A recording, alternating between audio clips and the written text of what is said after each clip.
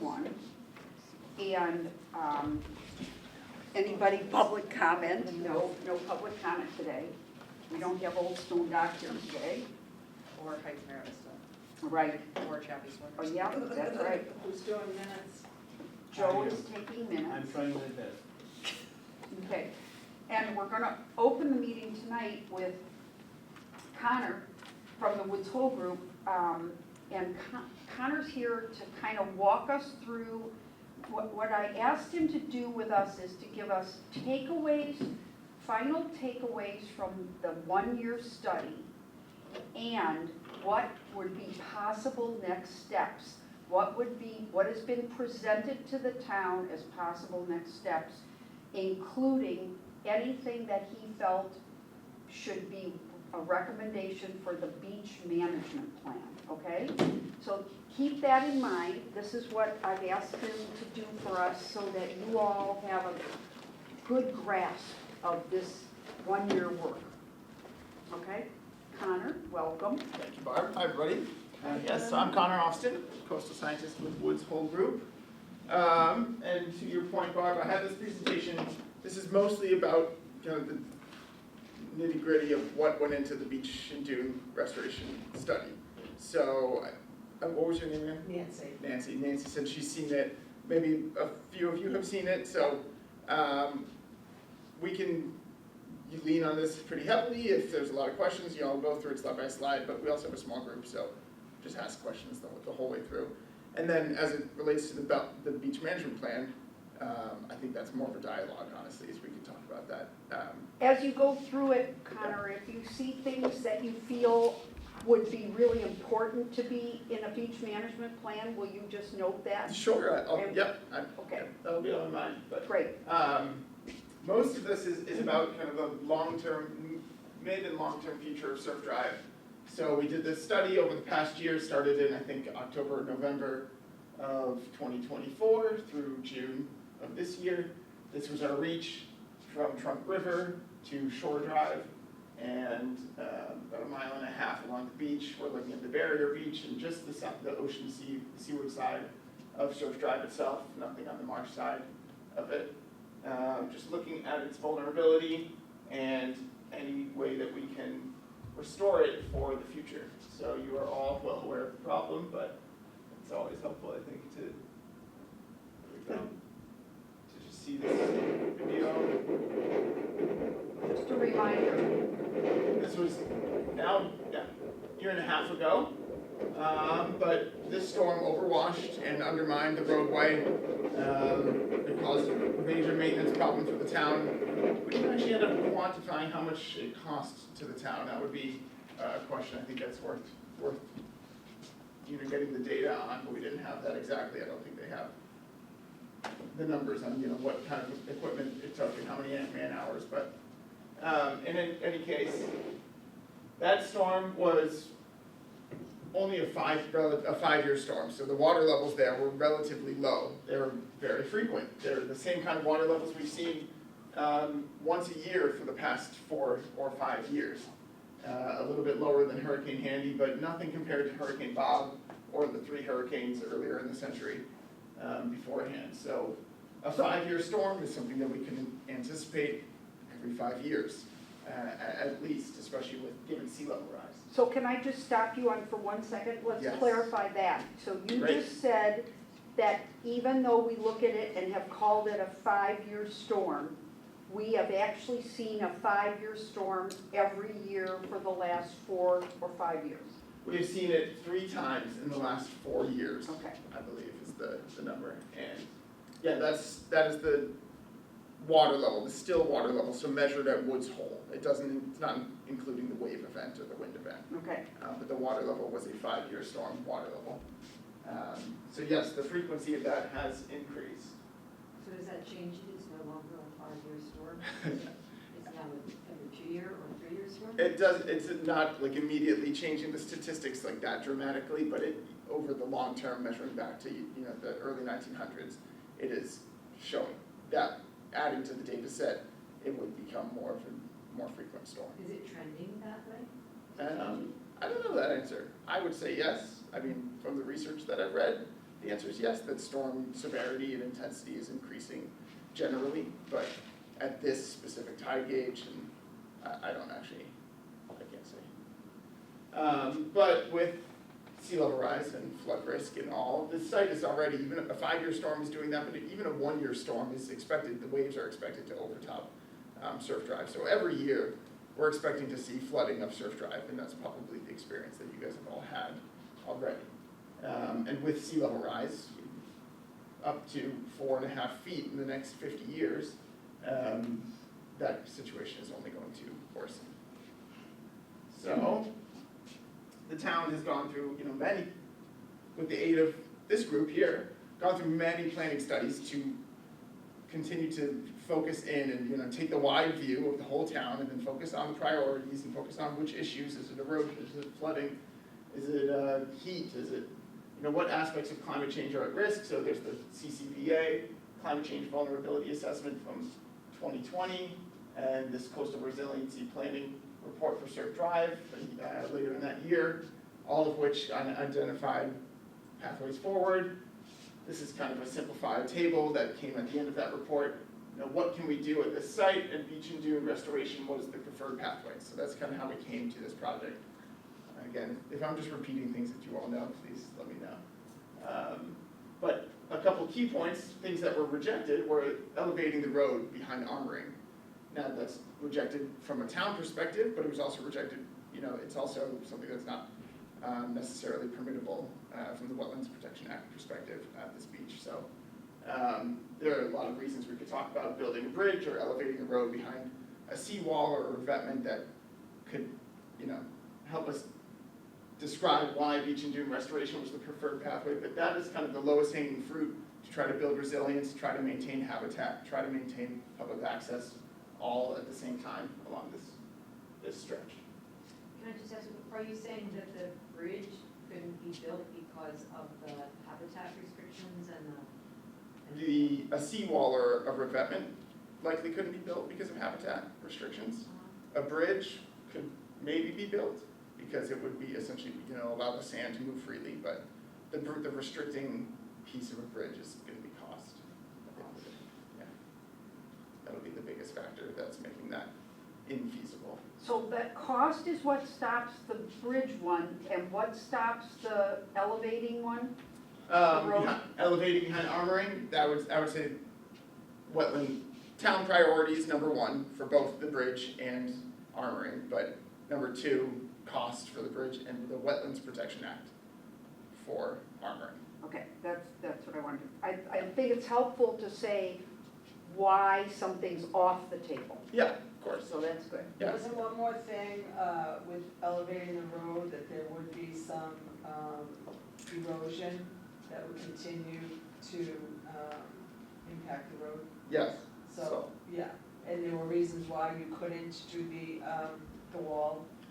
That's a really great point, because the reason the Wetlands Protection Act wouldn't allow that is because this beach is functioning as a barrier beach. Yep. It migrates with the ocean and sea level rise, and if we allow it to naturally respond to the ocean, it will kind of, sustain itself. Like it'll fold over on itself, it'll grow in the summer, it'll erode in the winter, but it will be okay at the end of the day. But if we plant our flag and draw a hard line in the sand, we're gonna end up causing issues that we didn't want in the first place. And so when that erosion happens, now all of a sudden there's no beach, the waves are coming right against the wall, they're hitting that wall, we're getting the same flooding issue that we used to have, except now we don't have our public access or our habitat any longer. So I say Wetlands Protection Act, but only because the Wetlands Protection Act is protecting us from doing things that would cause harm at the end of the day.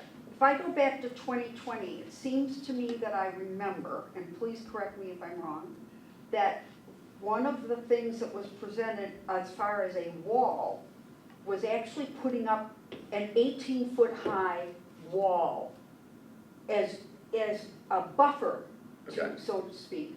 And it was presented that that's what you'd have to do if you didn't raise the road. In other words, the only way you're going to keep Surf Drive functional is to either raise it so far up for a long stretch or put up an 18-foot high wall so no one would see out to the water anyway. Okay. Am I right? Do you remember that discussion? I happening think, for- I wasn't with Woods Hole Group at the time, but I have read something along those lines in the Yeah. report. I think that was just meant to kind of show you the extremes of like, Yeah, if you really wanted to keep it dry, yeah, surf drive dry, you either raise it 10, 15 feet above grade today, or you put up, 18-foot wall or whatever the number might have been. But both of those sound like they're cost prohibitive. They're both absolutely, they're just, Non-starters. non-starter, and that thank you, was, that's a good I way to think, put it. wasn't that, the 18 feet came from where we are with a velocity zone being Mhm. that you have to consider the wind force down there, and it's gonna always throw water Yeah, at a considerable height. and yeah, so the FEMA zone, I'm not sure what the number is off the top of my head, but yeah, I'm sure it's I think it's 10 feet 18. above, and then you add waves on top of that, and then Yeah. you add sea level rise on top of that. If you're not at 18 feet down there, you have to have, you have to have special insurance Yeah, okay. if you Yeah, are so it's having an insurance. 18-foot, PE zone. I remember that. Okay. Okay, thank you. So, but, you know, though, that's not to say that there's nothing that we can do. That's just to say if we wanted Yeah. perfection out of our shoreline protection, that's what it would take. Anything less than that, we're gonna have to accept some level of risk. Okay. And so that, go ahead, please. What about the remove road sections? So this was identified as something that's not necessary right away. And I think that was a key highlight of this coastal resiliency planning report, was that managed retreat was something on the table and people were considering and thinking, well, we need to get out of here. And the report essentially identified, yes, but not right away. The long-term prospect is likely that surf drive will not be able to be there for eternity, but it doesn't have to happen right now. So this timeline, I think that, I put it here in the middle, but it's about 2050 or between 2050 and 2070, where they expect phase retreat Okay. to be necessary. Oh, really? No. So it's not something that, it seems like something like that would take a long time to come up with a suitable plan and implement it. I mean, we have a bridge over here at Minot that should have been like elevated 15 years ago. Yeah. And it's nowhere now. So if we wait until we absolutely need to do these things, Yes. we could be too late Yeah. to be able to put something worthwhile forward. Well, Agreed. and case in point is that we voted the money in 2014 for the Minot Bridge, and it's yet to have a permit and been started. So if you think of 2050 and you back it up to 2040 to even, or even earlier to Yeah. start the When you conversation. know what you want to do. Where you would know what you want to do and actually get the town to agree to that, Yeah.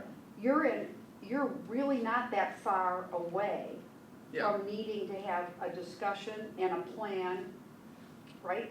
And Mhm. even for funding it, because who knows what would happen, who knows where funding's gonna be then, and I think that's another discussion that we should be trying to start, is like, these things are gonna cost money, and there's signs that there's not gonna be federal money that's gonna be able to do it, so maybe we need to start saving our own money. Lynn, and I think not even saying spending money, let me just say, that area right there, that's actually talking about retreat, that is a loss of income.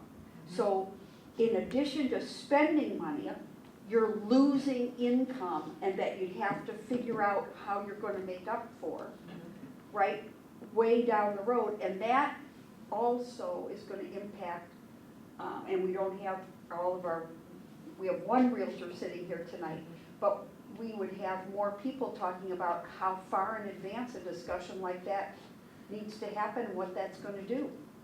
Well, I think because we're talking about it now, and because we have this kind of information, it's not too soon to be talking about it now.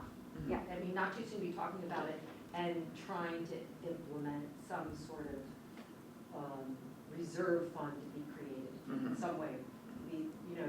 To be creative, imaginative about it, because it's gonna take a while to Yeah. get that kind of money together. Mhm. That's a really good point. Only and- gonna cost more. A And it reserve also fund is for a good people idea. that are gonna, like, there's gonna be revenue loss from people being displaced.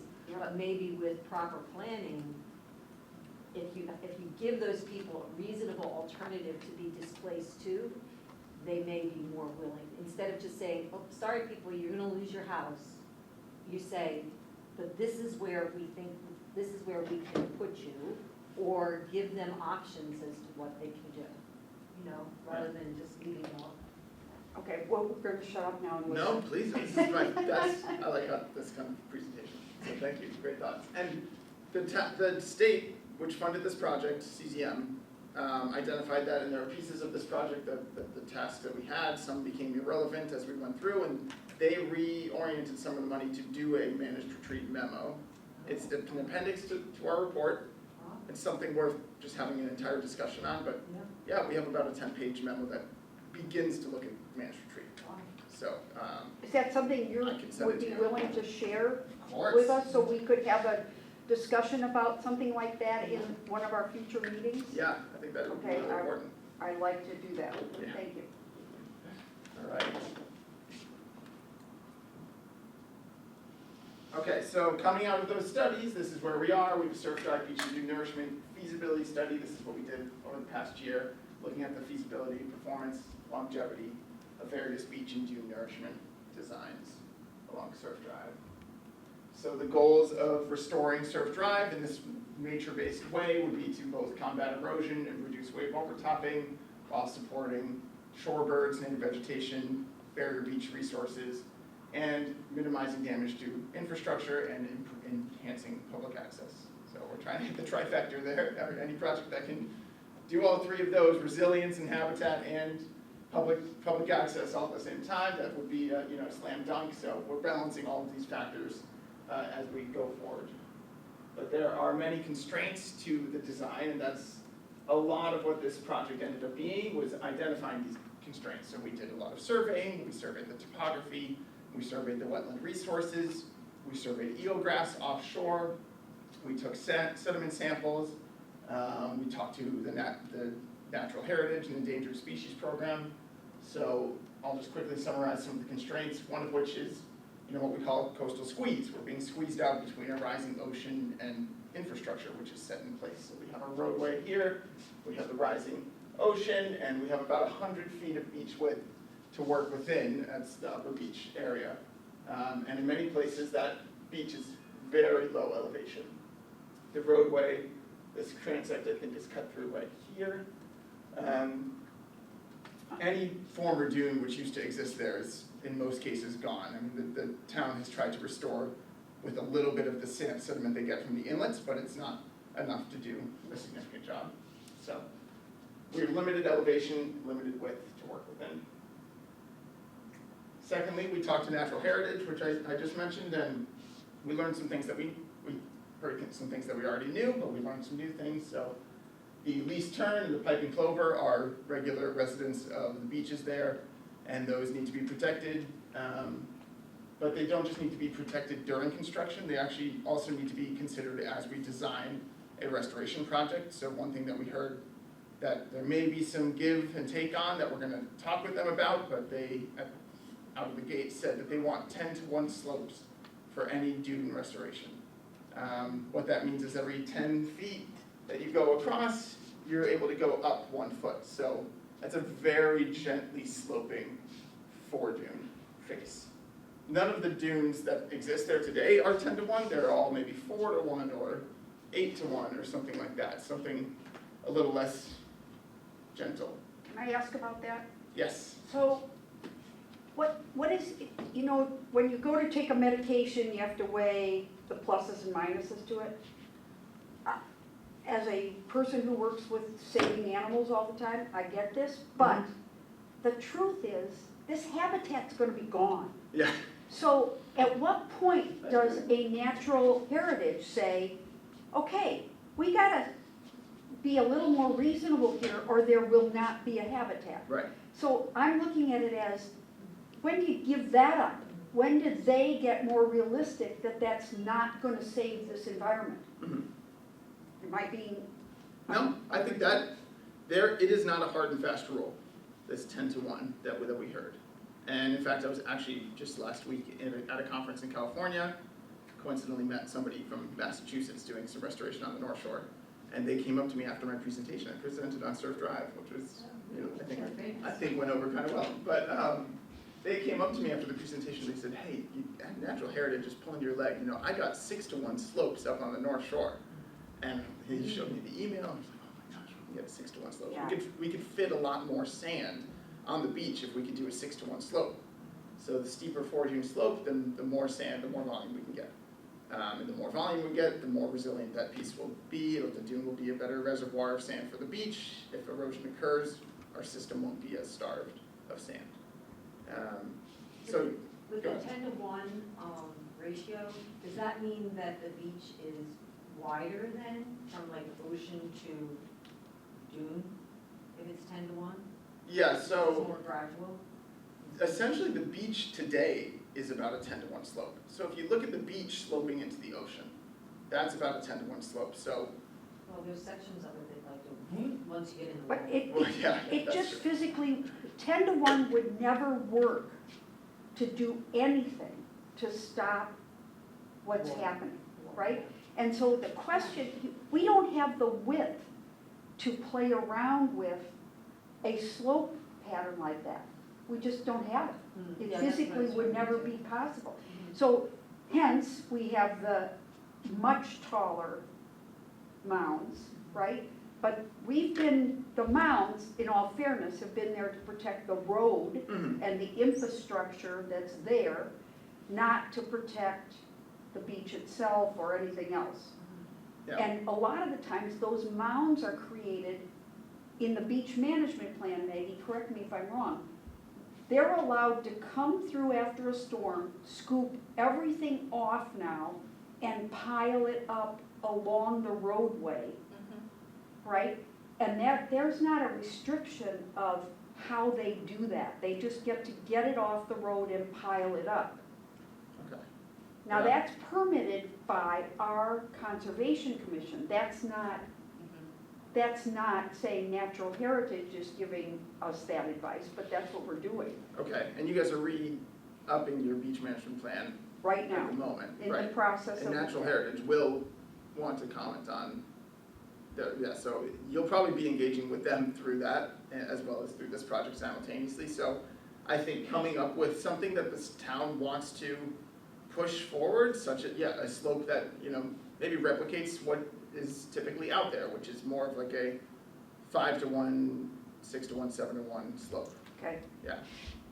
well, it's good to hear that you already have identified a precedent Yes, that will be helpful to us, because I know that it's always nice for them to shoot high and ask for something, but when we're looking at the problem that we have and the narrowness, mhm, I don't see how it's even a discussion at that right. point. And I think your point is exactly right.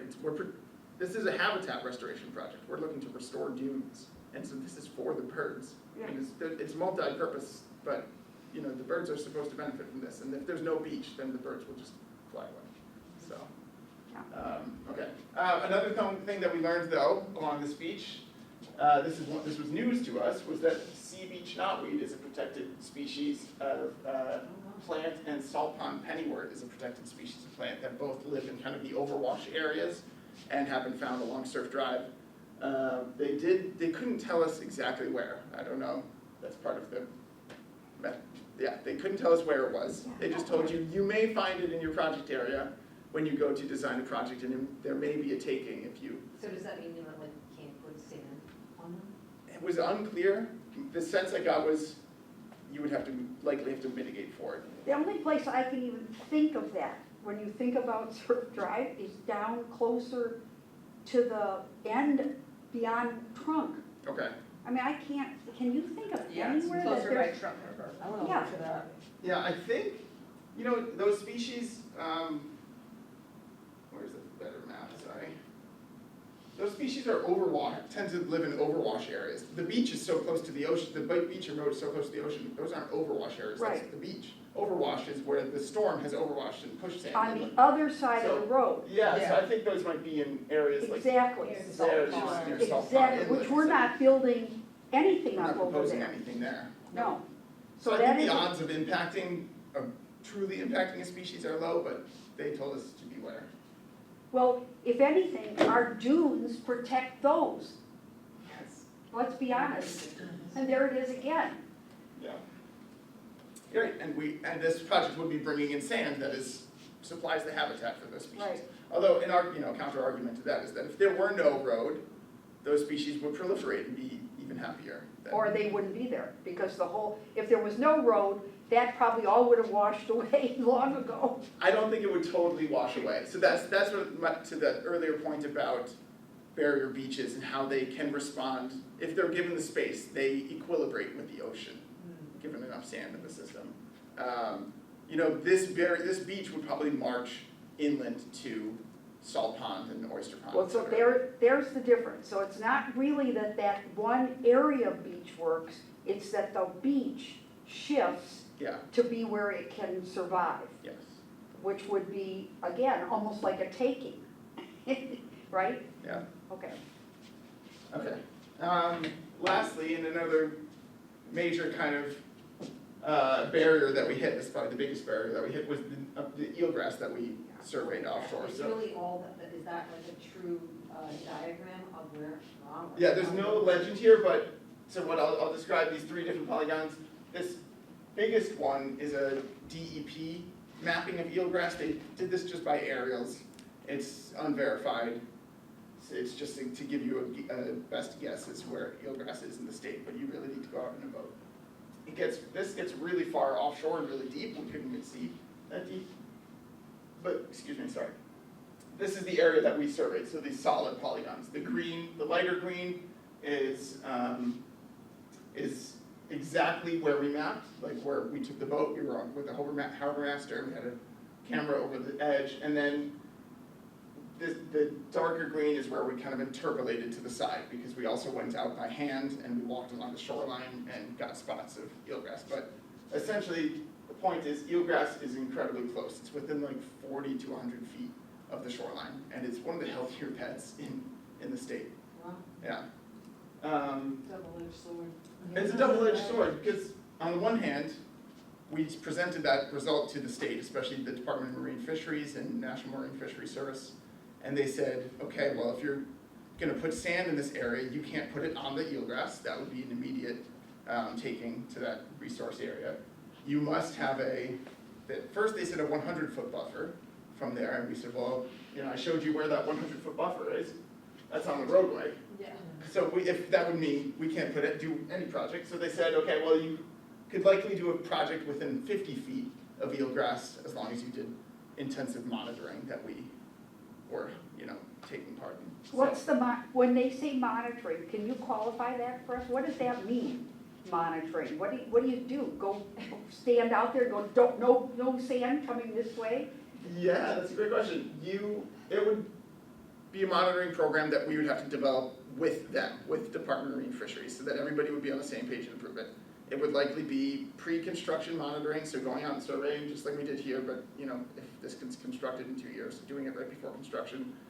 Watching during construction, making sure there's no turbidity plumes. Say we put sand on the beach and the waves start to eat away at that. Watching where's the sand going, so resurveying the eelgrass, is it getting smothered, and then monitoring probably for at least a year, maybe up to 5 years after that. This brings up a really good question, which is, if we have so much erosion going on down there, where we know we've lost 5 feet of depth in 1 year even, Okay. if that sand is all being sucked out, where is that sand going that it's not hurting the eelgrass, that we have this healthy an eelgrass bed? Yeah. Again, Where is that? yeah, that point is similar to the birds. It's like this: the sand is the habitat for the eelgrass. So, So why can't you put? so why can't you? Put some sand on I it, th- not like bury it. Right. Just. The immediate burial would kill it, and it may not come back. And there have been impacts to eelgrass that it just does not come back.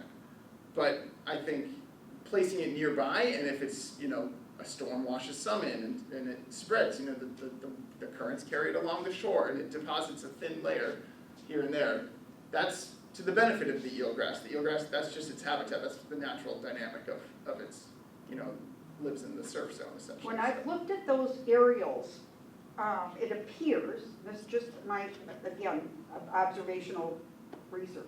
Yeah.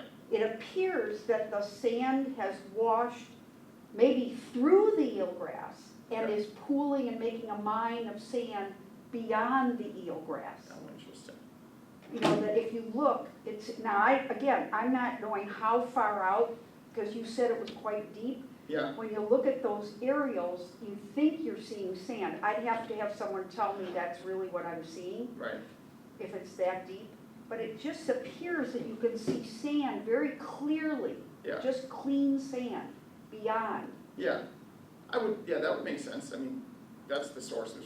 So then if I was natural heritage, I'd go, then it's not that big an issue because the sand there has got enough flow and enough pull that it's getting tugged out beyond the eelgrass. Mm-hmm. I don't know, I'm making this all up because it seems, Well, why would we have such a healthy patch, compared to other areas in the state, if what is naturally occurring isn't working for the eelgrass? Yeah. Right. So, one thing about this area is that erosion is actually not the most pressing issue. The erosion, in the past 50 years, the CZM has, mapped the shoreline change since the, I think, late 1800s. There has been erosion since the late 1800s, certainly, but in the last 50 years, 1970 to 2020, it's been relatively stable.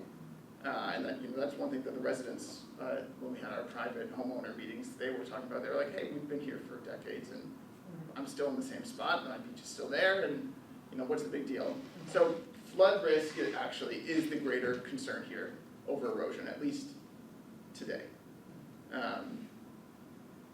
And so maybe that plays into why eelgrass is, I'm not a biologist, I can't really speak to how eelgrass grows. so when you talk about flood risk, Yeah.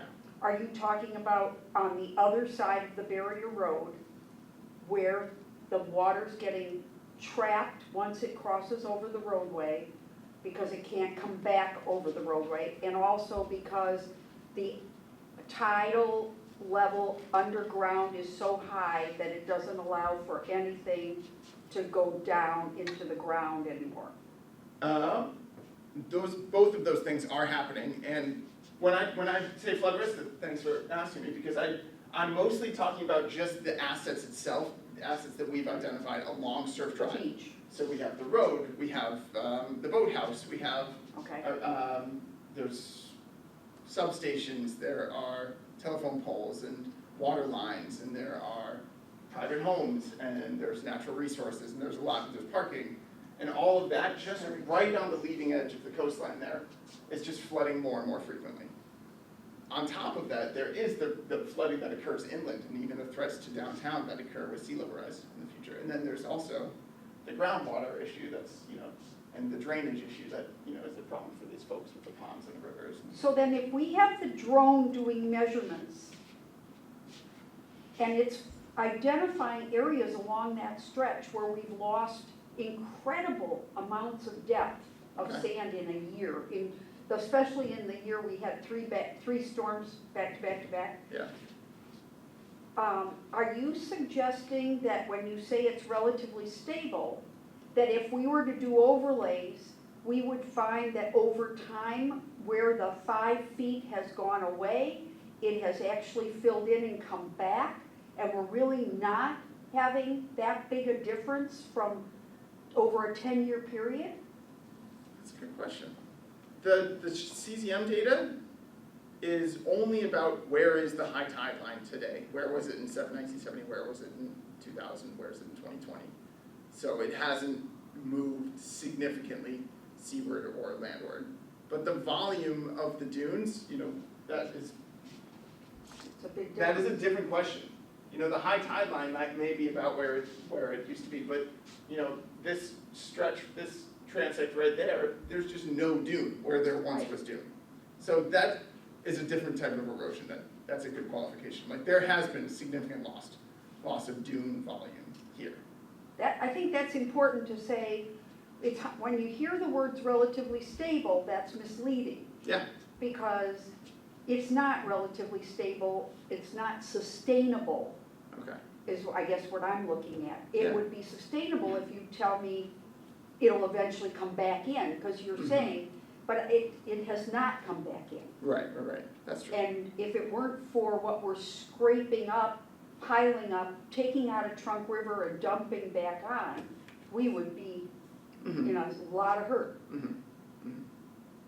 Yeah, the reason, so we got into the talk about erosion just because of how does the eelgrass, in terms of why there's such a healthy eelgrass bed there, and what about the erosion that we're seeing on the beaches, and why doesn't that smother the eelgrass, and then why can't we put our own sand in that area Yeah. as well?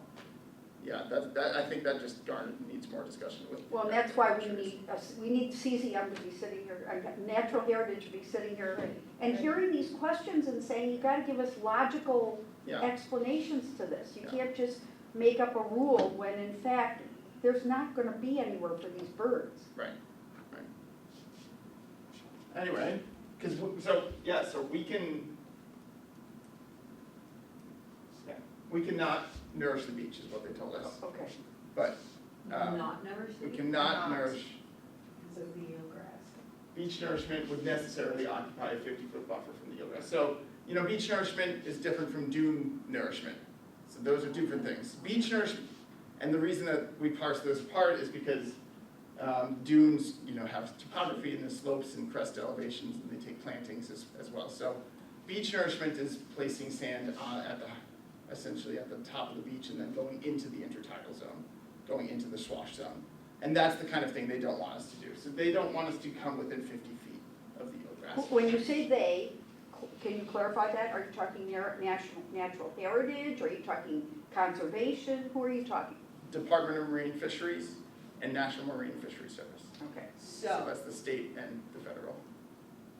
beach nourishment has occurred there and in the past, Yes. and has not impacted The eelgrass. the eelgrass.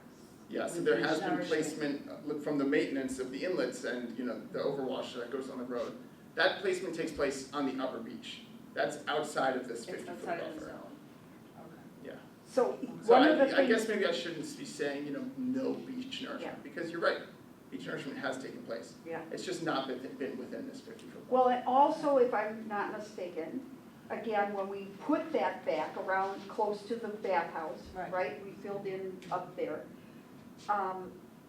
One of the things that, it was conservation that has, our Conservation Commission has a really strict rule about nothing going near the tide line, ever. And didn't they Of give us any. a timeline, like we have just one more year left, or? Well, that's just because of our beach management plan. That's for the order of conditions, that's not related to. Right, and that's something that's why you redo this, because the permitting that happens with this beach management plan gives you another whole order of conditions, right? But the discussion is, if this is where we're at right now,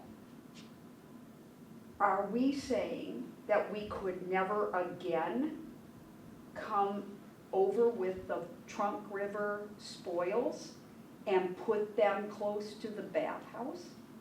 No, where the bathhouse is, it's not the volume that's it's not close enough to the eelgrass and it's not enough sand that it It's triggers deeper those there. restrictions.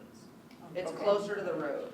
And these 50-foot buffer might not even be written into your permits. Yeah. So you probably permitted a placement footprint, and that's permitted, you can put your sand there. Yep. Yeah. So we want to make sure that in the upcoming beach management plan, Don't we lose that. do not use 50-foot as our, and any marker. Okay, that's important to hear. Absolutely, yeah. Do not lose the placement, the approved placement footprints that you have. Okay, Okay, so we've talked about kind of the bad news, but there's still opportunities for restoration. I can talk, and I'm gonna walk through them. It's a lot of slides, and it's kind of maybe a lot to take in. We probably are, we don't need to look at them all so in such detail, but we essentially looked at 4 different alternatives, 4.5. The no action, we look at status quo, kind of, what if we did nothing? What happens to the beach then? Maybe that's the best path forward, so we wanted to include that. There's a dune restoration that, taking into account all of these constraints, how big of a dune can we build between the roadway and the ocean? That's kind of the maximized beach dune restoration solution. The third one is targeted improvements, which essentially means, the whole reach varies from Trunk River to Shore Street. It's a very different shoreline. There's areas where there is healthy dune. So it doesn't necessarily require a project as severely as other areas that have been completely washed out. So option 3 is essentially saying, okay, let's take a close look at the shoreline, identify the areas of greatest need, target restoration there, try to put our efforts and our money where it's most needed. And then the fourth is starting that phased retreat process. What if we reduced our roadway by lane, we would buy ourselves another 20 feet of beach to do a bigger, larger project. And does that give us does that buy us more at the end of the day? Do we find better protection because we can build a bigger dune? Because we now have the space for it. So that's what option 4 is looking at. So we're gonna zoom in here at Morris Beach, just to show what these look like. So no action, this is just the existing condition of the beach. You can see there's only, this is one of the more dire areas. There's only a little bit of dune remaining. This revetment is, nearly undermined by erosion. These areas the road is pretty much flush with the back of the beach. And you can see the elevation there is pretty low. This is about 5 feet NAVD, so about 3 feet above high tide. And an annual storm is expected to overwash this area. All right, alternative 2, this is the dune restoration, not reducing the roadway width, not impacting wetland resources, just putting as much as we can, even doing those 10-to-1 slopes. Can we get any sand into the system? And so this is the cross-section of what that would look like. We have our back slope coming up to a crest elevation of about 8 or 9 feet, 8 feet NAVD, so about 3 to 4 feet above where the roadway crest is today, and then sloping at 10-to-1 back into the beach there. So this would be planted with American beach grass, and it takes about 25 or 30,000 cubic yards to do this project across the entire reach. Okay, alternative 3, this is the targeted improvement, so I just kind of zoomed out to show, what are the areas where we could apply alternative 2, but sparingly. So there's one area here near Trunk River, essentially where the revetment that currently exists stops there. So it stops short, there's a gap between 2 revetments, and this is one of the more vulnerable areas as a result. So this would be a dune restoration project there. Again, after the revetment ends around this bend, pick up at Morris Field and go over to Salt Pond Inlet. This entire reach is pretty much in need of dune restoration. The homeowners, another constraint that I haven't talked about is that building in private property is really difficult. It requires easements from homeowners for public access, lateral public access along the beach. And at the same time, there are some significant dunes that are interspersed between the homeowners there. They have a little bit more elevation. It's the widest part of the beach today, and it's one of the more stable regions, which is probably why the homes are still there. Is there an overlay that shows with that what areas of those are private in the red? Is there anything you can show us that would say, this is a private area, this is a private area? Yeah. Doesn't the Morris lie in that zone? Yeah. Yeah, I would say almost all of it is private. The public beach is mostly from here to here, and then I think there's a couple public spots. And then Quistit, right? Doesn't Quistit own a piece of that too? Yeah.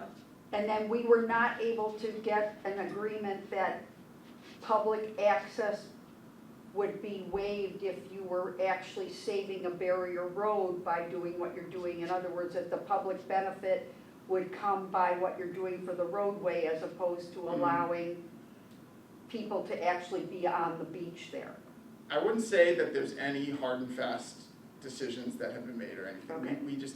We almost had the first conversation with Chapter 91 DEP Yeah. Chapter 91 is who we talked with, Daniel Patton. But frankly, what they communicated to us was that Chapter 91 is not only just enforcing these easements, they're looking to almost expand the amount that they want public access from public funds. If private funds, if the town were to fund this, with solely town capital, that would be a different story. If the state contributes funding, then there would be a requirement by the state for public benefit through And their idea of public benefit is easements. is at this public point not up for access. discussion, that it would be Yeah. the roadway being enough, No, that wouldn't be enough. which we know would make a big difference Yeah. for the people who do own private beach. Yes. Okay, so that's important for us That's a to good point, hear, that's a good because I point. know you, No, it wouldn't be enough. and again, I say, the state might need to, in order to have things saved, might have to think about this more. Well, I mean, it goes the other way too. It does, You know? it does, and it does, yes, it does, but you have, again, as you see in that mapping, unfortunately, people have been down there saying, this hasn't changed in my lifetime, the same as we're hearing about the Surf Drive bathhouse all the time, right? It's been there 50 years, it's gonna be fine, there's this, Right. right? And sometimes you have to know better than what people are seeing in their lifetime. Right, I mean, the beach may not be changing, but the sea level rise and And- the flooding and the weather. is changing. I- And that's absolutely. part of it, that's part of the educational process. It's really tough. Yeah. And I think you ran up against some pretty big blockades when you had these meetings, with people not wanting to budge on this very much. I thought I would have more pushback, frankly. Okay, well, that's good. And there are certainly some people who, look at this with skepticism. Yeah. And that's fine, but, Okay. the town of Woods Hole, or the town of Falmouth as a whole, seemed to be, especially as we got to the managed retreat portion of this top discussion, they were like, that, it just almost seemed to click with them, they thought that it made sense. I think as conversations have been occurring about this for so long, the town's been talking about this. All right, alternative 4A, and I'll try to speed up a little bit here, but essentially this means dropping a lane from Surf Drive, making it a one-way road. So we retreat 20 feet, we give it to the beach, and we give ourselves more space for a dune. And therefore, we build a bigger dune, but the roadway layout has now changed and has reduced. Would that just be buying more time? I mean, it might be a significant amount of time, but it's not, I mean, it seems to me that this area is just going to continually flood. Yeah, Even with losing one lane, that's just a matter of time before you lose the second lane yeah.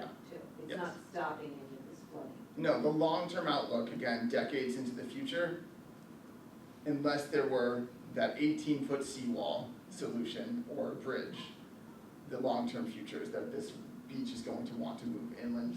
And when you say decades, you're talking about 1, 2, 7? Where's that? I don't put a crystal number to ball? it for exactly that lottery reason. numbers while you're at it. You know, Lynn, in all fairness, if you want to go in that direction, if you look at the Cape period, you would just shake your head and say, they shouldn't even build the new bridge, because there's not gonna be anywhere to drive to. So, I mean, this is decades out, and there's no firm, that answer has changed a lot, it's wavered, there's all It does kinds of change a ways lot. of looking at it, I don't know how we'd ever get, all you have to know is, you have to keep watching every year to see what happens and reevaluate. Unless a big storm comes through. And if we had a bunch of those 3 back-to-back-to-backs, we would be in a lot more trouble if that kept up as a pattern, right? I mean, that was just horrific for us. Do you mean 38, 44, and 54? The one, no, I'm talking Oh, about you mean the last December. 4 or 3 5 years days? ago, These when we Decembers. had the December, January 3, where they didn't even have time basically to go back and regroup before the next one hit. Right. And we had a lot of damage. Yeah, that was really significant and damaging. Okay. All right, So that's what, this dune is essentially, it's hard to parse what looks different, but this is a larger dune. And then lastly, I wanted to include, there is, in this report, a final discussion about retreat in general, and taking away the roadway, and essentially eliminating the public infrastructure that's there. So we don't need to protect anything any longer. We can let the beach go and do its thing, and the habitat can find its equilibrium again.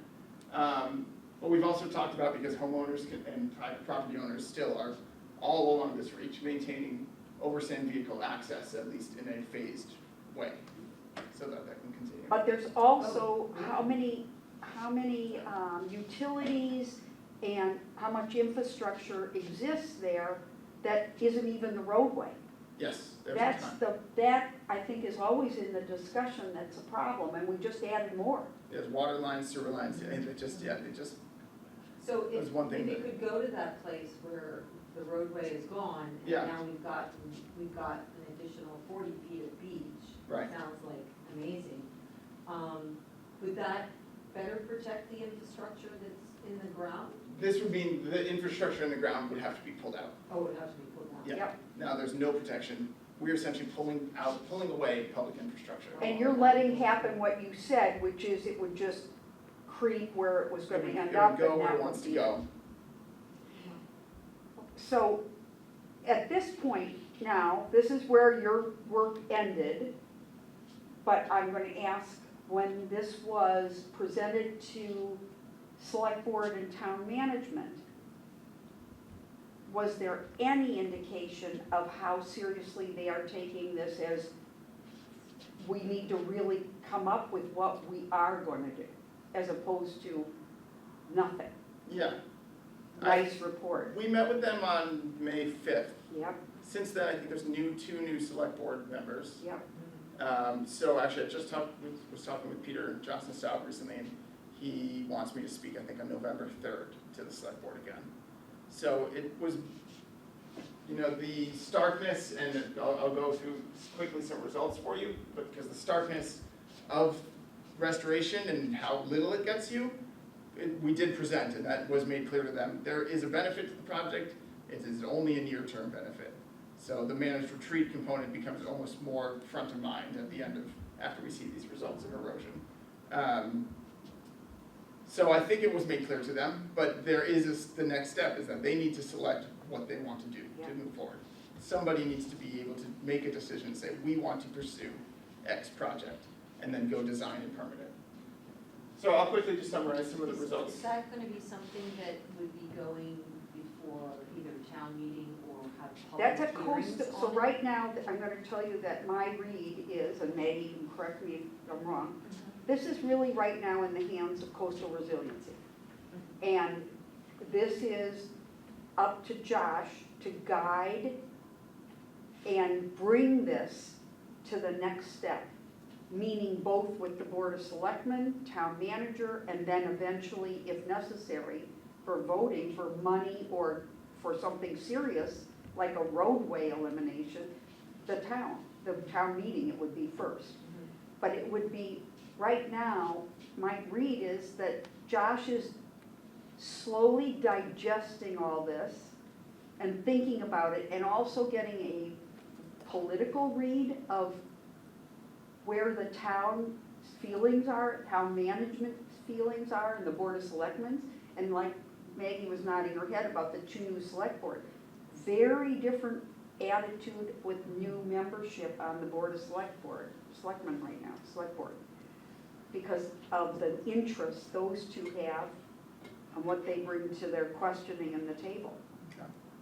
Like, just if you watched the last meeting, not the one this week, but the two before that, they don't wanna put the police station where it was because they don't want any trees taken down.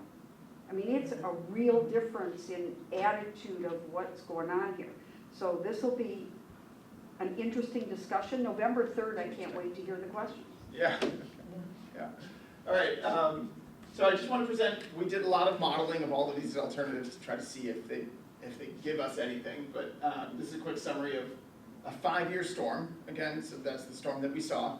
The results are showing this existing beach in the black line, and then the eroded profile is the red line. So that the pre-storm is black, and then the post-storm is the red. So this is, if we do nothing, a 5-year storm could erode the beach and undermine the roadway. You can see about, a 2-foot drop in the roadway. So that would essentially, some of this is coming from the modeling. This is not exactly how it would play out. We saw a 5-year storm, and this isn't exactly how it played out because we can't go into the details of where there's curb and where there's the asphalt still holding things together. But we did see undermining, and so we felt good about these results, so that we expect erosion there.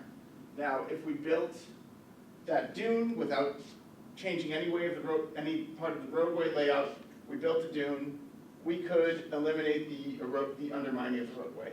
So the post-storm profile there, it's still even with the roadway, but our beach erosion is still occurring. So we can build a dune, but it will wash away with a 5-year storm. So that would be an annual event to build that dune? Or a storm, every 5 year. storm? Well, Because we are seeing that, every storm? we have seen it like 3 times in the last 4 or 5 years. But Okay. yeah, it would be a sacrificial dune. It would be expected to be eroded.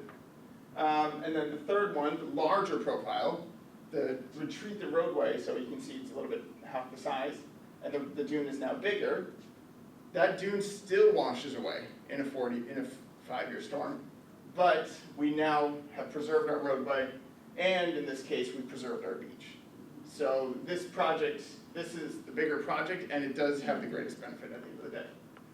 So then the last thing you would need to do is go there and restore the dune, but you wouldn't have to restore the beach. When you gave us that measurement of 25,000 to 30,000 Yeah. cubic, was that talking about the sacrificial amount? Is that what we'd have to be prepared to sacrifice each time? About 25 to 30,000 cubic yards? Yeah. Yeah, that's along the whole reach. I truly, the way it's not gonna play out in reality is that the whole thing is demolished at Yeah. once. There's areas that become the focus for erosion when Did you depending on the measure, winds and do the you waves. have but- that measurement of when you did targeted, what we would have to be willing to sacrifice? In terms of, Cubic yards of sand that would go away in a 5-year storm? You were, in other words, I I'm think thinking it. we would have to make this up, no, I don't have, we have. Okay. This video here is just kind of an animation of that storm playing out. So this is a 20-year storm. This is a bigger storm, one that we would expect once every 20 years. And this is the largest project that we thought we could feasibly construct, reducing the roadway. Just to show that even doing all of this, a 20-year storm is still expected to erode and undermine the roadway. So that you can see. How big are those dunes? This is up to about 5 feet above the existing grade, about 60 feet wide. I think again about 30,000 cubic yards of sand, but there's still the undermining. That's the final profile there. You haven't mentioned how much damage would happen to the other side of the roadway, but I'm assuming there is damage happening to the other side of the roadway as well.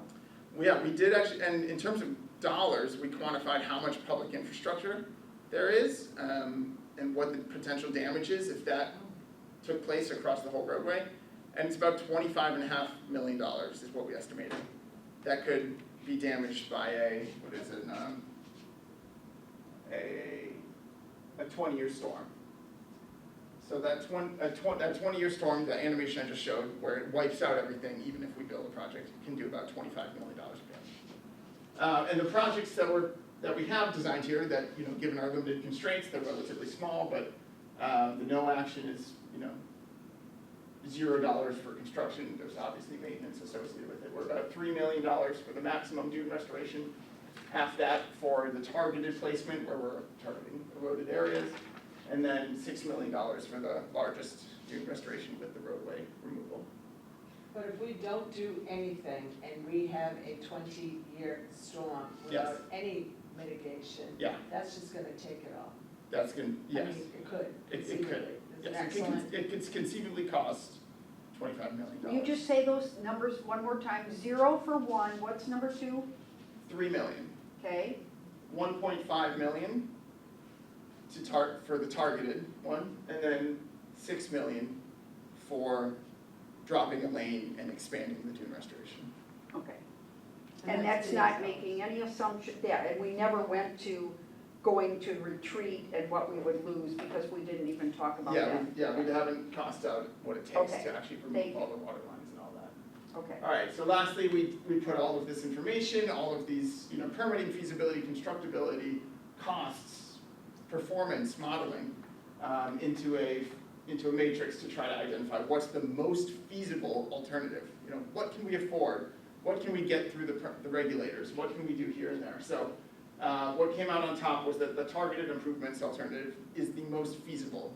And again, it still buys you a benefit at the end of the day. So it only costs, about $2 million, and you do find a benefit under these low intensity storms.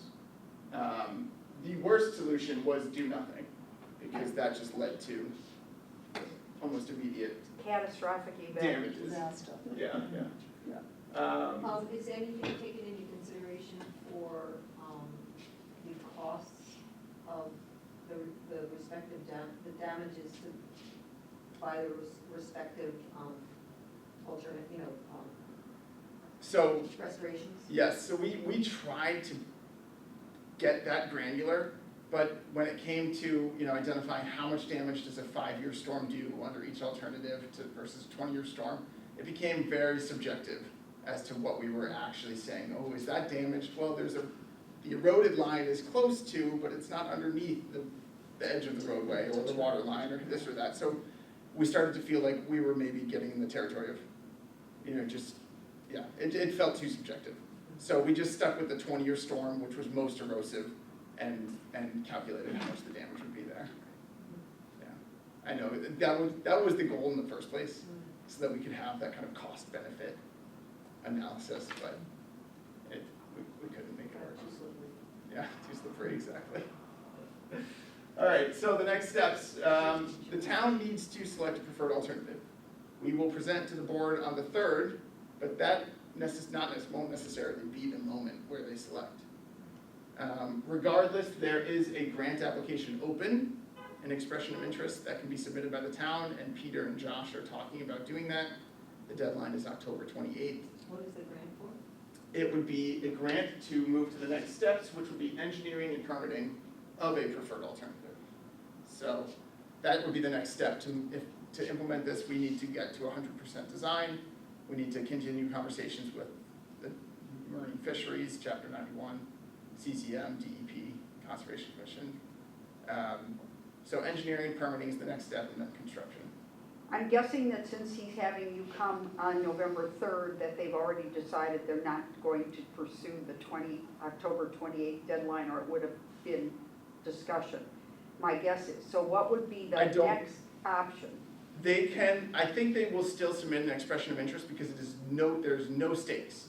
There's no commitment, there's nothing. It's just to say, hey CCM, we're probably coming to you with a grant application. Okay. It's nothing more than that. So I think they feel comfortable still submitting that, but that you'll have to ask them.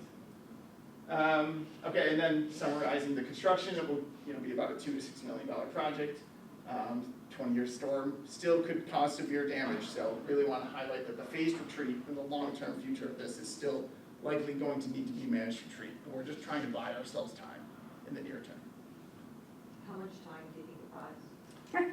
Lynn, you keep asking for him to wave a wand. Yeah. Well, I think it's of a range, like is it, 5 It's a to real 10, 10 to Yeah. 15? No, listen to her. But I think so many people think that this is way out there, like not in their lifetime. Yeah, But no, this is very much in their this is lifetime. very much in our lifetime. This could be this could be in place in 4 to 5 years. I very well could think that it's possible. If the town were to just say, yes, we want to do it, let's go forward and design, and. Yeah, No, you're talking about the buying of time could be in place. buying of time. Like originally, when we started this, a year and a half ago, Right. we thought we were going bing, bing, bing. Yeah. Year 1, year 2, year 3. We honestly thought this year we'd already have a CZM grant in, and be asking for the permitting, and then we would be going the next year Yeah, for that. We boots did. on the ground. We were very naive in how this would go. Now, if I hear anything that says 4 years, which is the Falmouth way, I think it would be fabulous, because if we do nothing more and get this done, we will have really done a lot. Yeah. So I'm hoping that Josh is more on, I mean, he's quieter about it and not making it a lot of noise about it, but I'm hoping he is working behind the scenes on this. And I think what you're really looking for is not only where this is, but what are we really talking? And we keep hearing everything from 2030 to 2050 and beyond in our predictions. You know that, it's changed. Oh, every single year there's someone presenting it in a different way. I don't know how we can ask the Woods Hole Group to give us a number when it changes all the time. But yeah, I mean, maybe it still needs to be in the conversation. Yeah. There's not a maybe about it. It still needs to be in the conversation, because if this project can be done in 4 years, but it only buys us 10 years. it might only buy you 5. What? It might only buy you It 5. might only buy you 5. I think the town needs to know that in 10 years, we're still not gonna have a beach unless we come up with something else. And there's gonna be this continual ask for more and more Yes. funds. Connor, Yes. where is that North Shore town in all of this? Where is their where are they in this process? I'm not sure, I'm gonna email the guy I just met this It just contact, might be, but you yeah. know, maybe it could help expedite things or, Yeah. you know. Or just, That's a good it would help us also know what their history is versus ours. Yeah. And where they think they're going with this. Yeah. I think that was the one thing I've always been frustrated by, is that the CZM didn't get all of us together that are working on this along the shorelines of Massachusetts to share what is our history, what are we experiencing, and where do we think we are with educating the public, and what can anyone do to help? Because it's, again, one of those where every town is doing this as a individual Band-Aid. I know. And we really should be all working together collectively to say this is where our shoreline is. And it's a huge economic factor to the Commonwealth. Mhm. I think that's really important here, and I don't think that's being said loud enough.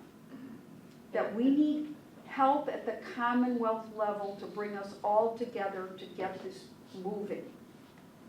We shouldn't have, I even think we should all be as a Cape dealing with this, and we're not.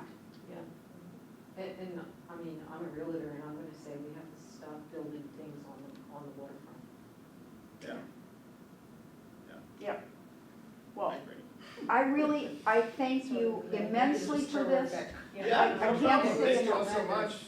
It has been a real big help to You did a us to great hear job. this, I think.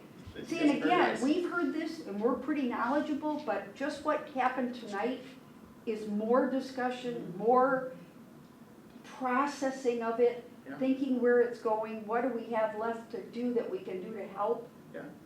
No, you guys have helped me with my language a lot, so thank you so much. I like the discussion version of this presentation. Thank you, This is really great. a lot. Really, yeah. Do you know how the QR, if you wanna see, there's a story map, so if you wanna do the QR code of this, you can find a summary of this project Oh, through that. And I can also send out the report, you know, Lynn, you wanna see the managed retreat memo. Definitely. Thank you. Hopefully that ooh, works. thank you. There it is. Great. Great. That's wonderful, Conor. Thank you. No problem. I really appreciate it. This has Cool. been Well, thank you for having me. over, and you've been over and above, and I'm sorry we kept you so long, but I hope Oh. it was worthwhile. That's not a problem at all. I kept you long. You all got it? Terrific. Okay, great. Thank you, and I'm sorry about last month. Oh, please, Really we mixed would up. never have had time for you. Life happens. Believe me, Okay. never. We were Yes, so very jammed. generous, Okay. so thank you. So with that in mind, does anyone need to take a 3-minute break? Everyone okay? You want to take a 3-minute break? All right, we're good.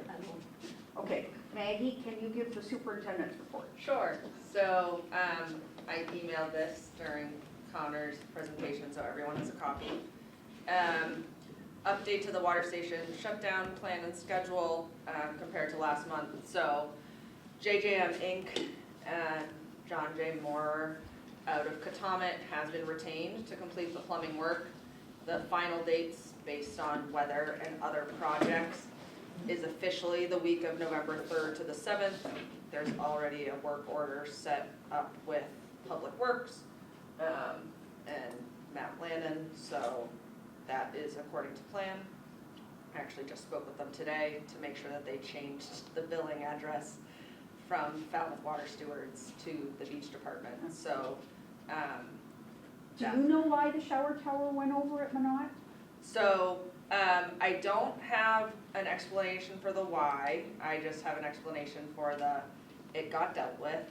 Okay. There, any shower towers that have not already been pulled will be pulled also by this November 3rd to the 7th timeline, relative to infrastructure and the timing of the year. Summarizing equipment storage, so the last permitted event that used the surf drive bathrooms was Sunday, October 7th. Some items have already been migrated to the winter office at the DPW, so ice packs, Narcan, the awards plaques, money machine, etc. Service was suspended on all turned in department cell phones, which is everything except for mine and Brooks, Thursday, September 25th. The boards will go up on the windows, and IT by Connor, and IT will pull the computers imminently. Those, same thing with like closing the bathrooms of all the buildings with facilities. All of those tickets are in, and it's just weather dependent, staff availability. They schedule it when they can. In terms of the beach management plan update, myself and Josh, coastal resilience specialist, we meet with UHI and Geosyntec bi-weekly for an hour. It's been on Monday afternoons when the schedule holds. There's a larger meeting virtually with town staff that aren't me and Josh, so conservation, highway, engineering, MES, GIS, sustainability. That's happening next week. And then the beach committee will have your own meeting with UHI, like the 7 of you and UHI in a room before the general public open meeting. And that's later in the fall / early winter based on their timeline. The next big thing on the timeline after the town staff meeting is the site visits, which they're doing the week of November 10th to the 14th. So the public meeting wouldn't be before then. It's more likely gonna happen in December or January. Capital budget, finance committee voted all in favor to approve $45,000 for a Ford Ranger, which would be a second department vehicle for us, and $22,500 for more handicapped access mats. That gives us additional inventory for entry points on beaches that don't have mats, further depth or turns on mats that already exist. Do you have to retire any mats because they're in bad shape? No, this is purely additional inventory, because we did get funding from town meeting just 3 years ago or so for our last set of inventory. We have not gone through the use, but as we contemplate having mats go closer to the high tide mark, it's good to have more mats in inventory for that, since we don't know the impact on the rolling of it and the water. Yeah, have mats been retired in the past? Yes, so retired as in, they no longer serve their function because they're torn or pose a hazard when their purpose is to make accessibility better. So when we last got funding from town meeting for this, which I do think was November of '23, that was like a complete overhaul. It was pretty much, we kept maybe 5 mats and everything else was, okay, it's done. Some of them, these seams can become too short and you wanted to have more, are you just, if that's the case, are you always just adding to them or are you replacing them with a longer? Adding to them, so the flexibility, we'll have to go through the process for expending funds because it's over $10,000 in terms of a request for quote. Yeah. But we've used both Access Rec and Deschamps mat systems in the past. And what's good about getting the various lengths, Megansett needs a lot longer of a mat than Bristol does. So we can get the mats in sizes of 20 feet, 40 feet, 50 feet. We can get turn angular pieces, which we're gonna probably get more of those because we ended up using those because they were thinner to bridge from the uneven, like where the pavement meets the sand. Yeah. We had to put that in at Surf Drive for the mats to be usable. So that's, the new inventory is to add mats where there aren't mats, to make sure that there's not a gap between the pavement and the mat starting, and to have inventory in case there's a negative impact on the mat with the increased times of like unstaking and restaking, Yeah. or if they get wet for those locations that might go closer to the high tide line. And so FinCom unanimously approved it, which hopefully means there will be no issues at town meeting, which is November 17th. And then looking ahead, the beaches are doing the rec department's trunk or treat event on Sunday, October 26th. Our theme is a Shark's Day at the beach. The current beach truck will be used. I will not be in attendance, but there's at least 2, if not 3 staff members already going. One of our parking attendant supervisors, one of our clerks to staff the event. I'll be out of state, but the form's in and everything. FY27 budget submission is due Friday, October 31st. So I should be able to I will be able to share out numbers on that, and I will have already met with the town manager's office by the November 19th beach committee meeting. Is the submittal you're making reflect in any way our pitch to the select board a month and a half ago about increasing the maintenance sides of the budget so that we can get additional sand and maintenance work done? So that's a conversation that I've had with Peter McConerty, because that money doesn't exist in my budget. Only the beach nourishment money is in my budget.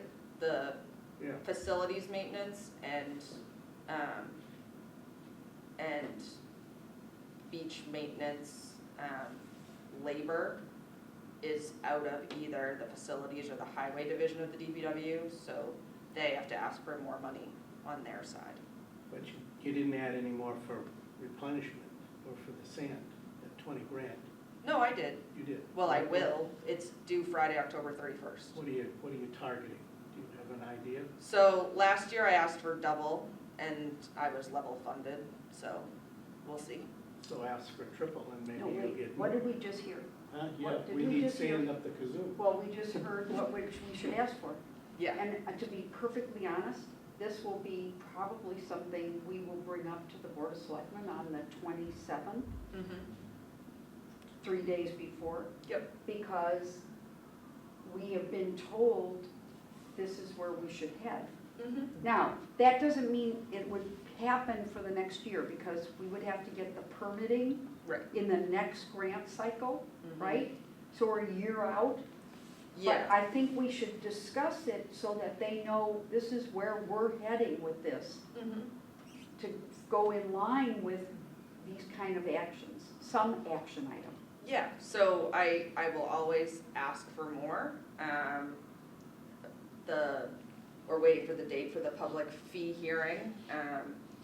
But as I used all of my budget plus some 2 years in a row, I associated like my fee requests with, well, I can bring in an extra $3,000 or so if you do this, so that I can ask for more money in my And so operating the budget. thinking there is not to feel guilty.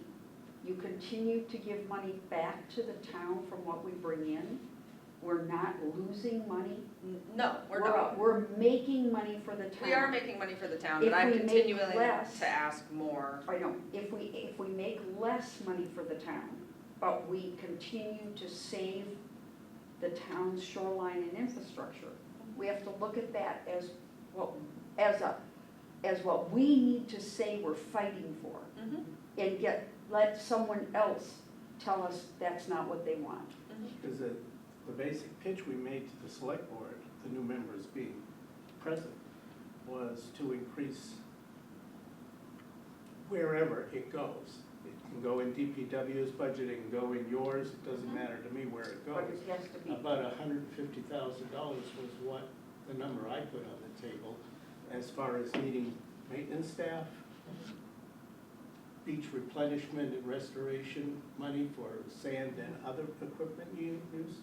And whether that ends up being in DPW's budget or it ends up being a line item they take out of your budget, I really don't care how it's played out. It would seem less monumental if we're added to the DPW budget, which is a yeah, significant but budget. that's not where we but- should be going but with it this, should because he's be- asking for us to try and help correct that some, right? Right. Am I right that Jim would prefer that we start to not have to have him, unless it's just said it's a line item For the in beach. his budget? Right, no, it is currently a line item in his So we budget. just He just needs increase- more money we in just his line increase it. item. Right. And I guess what I'm saying is, we want, I guess all of us at this table, including you, Mhm. should see ourselves as advocating for this and let some other group, whether it be finance, town manager, say, we don't want that. Yeah, no, I'm not self-sabotaging Okay. and not asking for Okay. funds. I'm Well, just, because I know you get told that there's a budget and you have to stay within the budget. We're saying, yeah, and sometimes you have to break out and advocate because it was so poorly funded mhm, for what is reality. mhm, yep.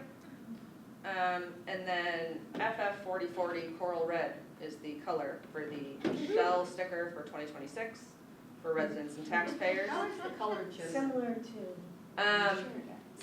Whoever gets to their email first puts out a color, and then everyone else says yes or no. But, yeah. Are we Is it changing from and a- having the option to have a combined sticker? So, I did not put a combined sticker forward on the fee schedule. I What do you don't mean by believe combined DPW sticker? did like beach dump combined sticker.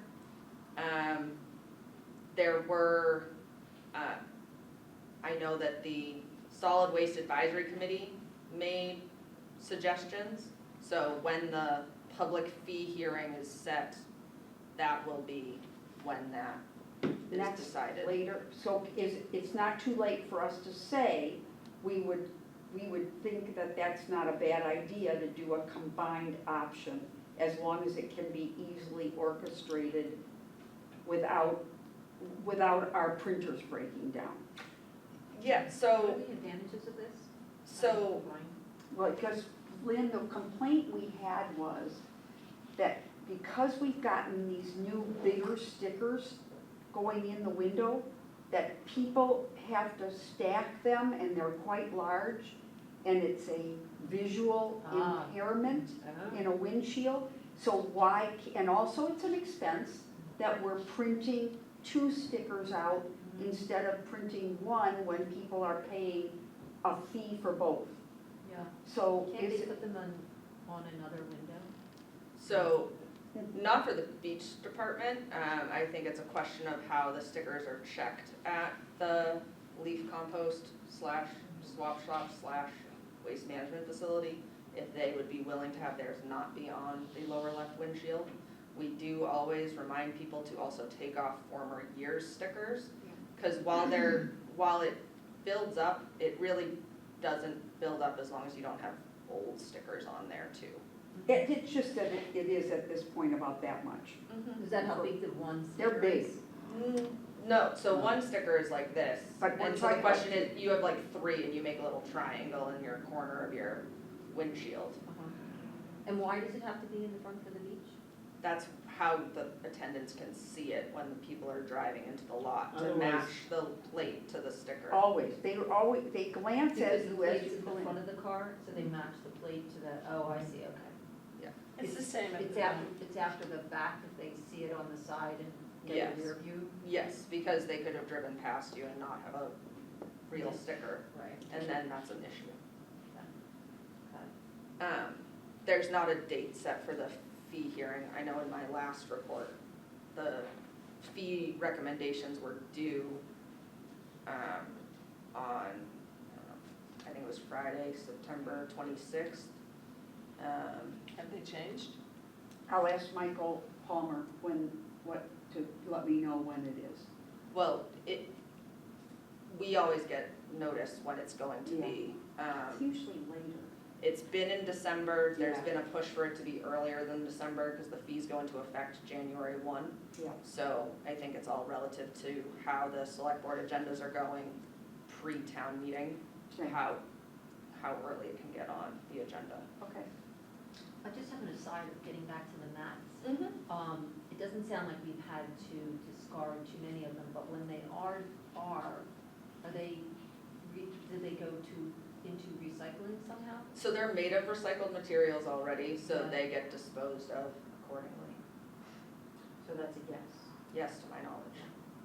Okay, We actually gave someone wanted, like a different beach association wanted a mat, and so they cut like the part that was no longer good, and they are using it at their facility because they didn't have a mat. Great. So we are responsible with our waste. so maybe the one thing you didn't address in your superintendent's report was my request to tell us what's gonna happen for going forward to 2026 to be able to actually fill your assistant role that didn't. Okay, I wasn't 100% sure about what you meant by That's what I that. meant, You mean the beach coordinator position? Okay, so, because it was a problem in how it was, just the description and the finding applicants that matched and blah, blah, blah. But we Yeah. really need to get that so that we have somebody. yeah, so, the town manager's office and the human resources department are both well aware, of the need for that third administrative position. It is written to be a kind of like a Patriots' Day to Indigenous Peoples' Day, 4-day-a-week position with weekday availability in the off-season and weekend availability in season. Yeah. The two years ago, the person who held the position, we didn't know that they weren't coming back until June 20-something. So the job did not get posted in 2024. In 2025, it was posted, but not until March or April. Why is And that? I'm not 100% sure the reason. There was back and forth. There's making sure that the wording of the position was right and timing it with other seasonal hires, and I don't know. Why wouldn't, it's April to October, why wouldn't it be 12 months? It wouldn't be 12 months because there's not work for 3 people year-round. there's work because there's no supervision of staff. And if we're trying to attract someone for the hours that support is needed, the time that the support is needed is when there's more happening, which is the April 15th to October 15th. What about for hiring? Wouldn't it be helpful for you to have people doing more with the hiring in January and February? The and hiring March? no, the hiring doesn't happen until April, May. The stuff that happens related to hiring that starts in January, February is internal and handled by supervisors. It's not, it's an assessment of who's coming back, and it's getting the positions posted. That's not, we don't need another human to do that compared to the 10 humans we already have So, working. how do you envision this coordinator, what kind of responsibilities that aren't already being covered? So the goal of the beach coordinator is to have a third person at the top of the beaches division who is able to do fiscal count out if needed, but the goal of it is for, in real time, one of myself, the assistant beach superintendent, and the beach coordinator, one person has the day off, one person is in the building, and one person is in the field, whether that's at a beach site visit, at a meeting at the DPW, at a meeting at town hall. That's and the reason for the weekday availability and having it start mid-April is to have an administrator available on weekdays for fiscal count out, to have beach sticker sales in person more than just the weekends. Maggie, the one thing I think that we heard throughout the spring, and I'll just bring this up for you to think about, is that people who had applied or wanted to work were not hearing back about jobs in a timely way that they could wait and commit to being here. And I know that we filled our spaces, but I question if going forward, it gets more difficult to fill spaces and you wouldn't want to think about a little bit earlier committing to people so that they could know they had that job before they go elsewhere. And I just say that because it came up, a number of us had people tell us, grandmothers who were waiting for their grandchildren to get to hear, they didn't get responses when they had asked for the job. So I'm just suggesting to you that there was rumbling, and I worry that we lost some good people, or we might in the future not find it as easy to fill as it was, that you did get everything done. I can tell you that anyone who interviewed or tried out in person got a response from the department within 5 days. Yeah, but So- that was like late April because they did, but what about, is there something that would happen where, There's an initial email that says we received your application and you will hear from us about a date right, that goes out right. when they That's what apply. That's what they get in within 5 days? No, they No. get that within hours of applying. Right, but it's that they sat and didn't hear anything. So I'm thinking that was that lump of time that was the hard part where we lost some people. And they got scared they wouldn't have a job. And I think more and more what I'm hearing from the food truck people, I'm hearing from people are trying to line up their jobs earlier because it is such a short season and they need to know that they're gonna have work. We also don't have an accurate count of returners because people don't hear from internships, et cetera. That's why the timeline is the way it is. We do not want to discount our experienced staff and have them say that they're not coming back because they might get this internship and then they don't get the internship, or the internship is flexible and they wanna come back, and we've already given away their spot to someone who's not experienced, and a new hire. So it's a balancing act, but the goal is for positions to be posted earlier, and if we can interview or hold the tryouts earlier, we will. So this all came into the discussion only because we're talking about this position and if this position could be helpful in any of that, so that. Yeah, no, I get where I you're wouldn't say coming that, from. I think, for me, they're two different things. I do believe that the beach coordinator job has to be posted in December, January to be filled if I want someone to be able to start by April 1 or April 15th. Mm. And I do know and respect that the earlier we can get answers from our returners and the earlier we can interview prospective candidates, the larger the pool we will have Yeah. for staff. And you may find that you have some that say, I'm definitely not coming back, and you're always working to fill those known spaces Yep. as earlier than waiting for the whole thing. Correct. And I think that's where I'm coming from, and I think we're always looking at the jobs that have to be done during the off-season, and if there was someone physically here, wouldn't it be helpful? So that's the only reason I think we all keep pushing for, would it be helpful to have an on-site person that was available to you, say you're still the department superintendent in a year, that's what I'm looking at. Did you get any update on the software transition that the HR was using? That For will- Munis? Will not kill you off like they did 2 years ago? Yeah, so actually nobody has been suspended from service from the current payroll.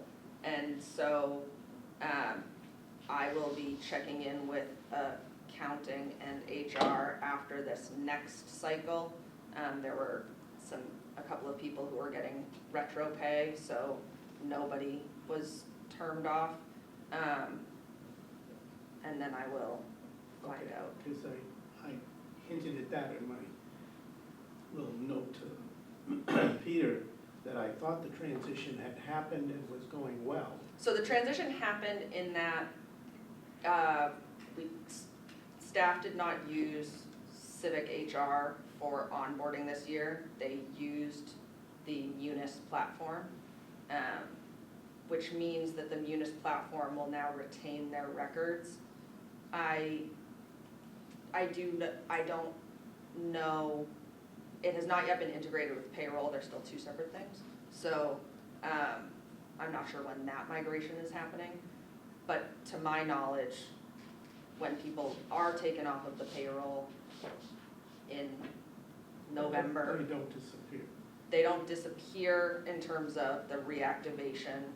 If I get a return letter in February that says I'm coming back to work, it should be a very easy push out the new 2026 forms. Okay, that's what I was curious about. Good, Okay. thanks. Okay, so we're gonna move on to number 5, which is the craft our recommendations for the food truck program and the optimal timeline. And I'm gonna let you start and I'll be right back. Okay. How do we start this? There are 3 aspects of what we're doing or trying to do at the same time. One is trying to get a timeline that is sooner this year than before as far as the RFPs, putting out the RFP. The dilemma is the RFPs are completely different because we're not talking about the way it was done last year where the fixed locations are one, the food truck is another, and then you've got the ice cream truck and the roaming. And so Peter is drafting that concept because the theory is that this is going to be all mobile units this year. There'll be no fixed unit location.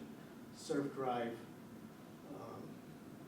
the Heights, and which has already got a mobile, and Whole Silver will be mobile units placed in the locations of the buildings.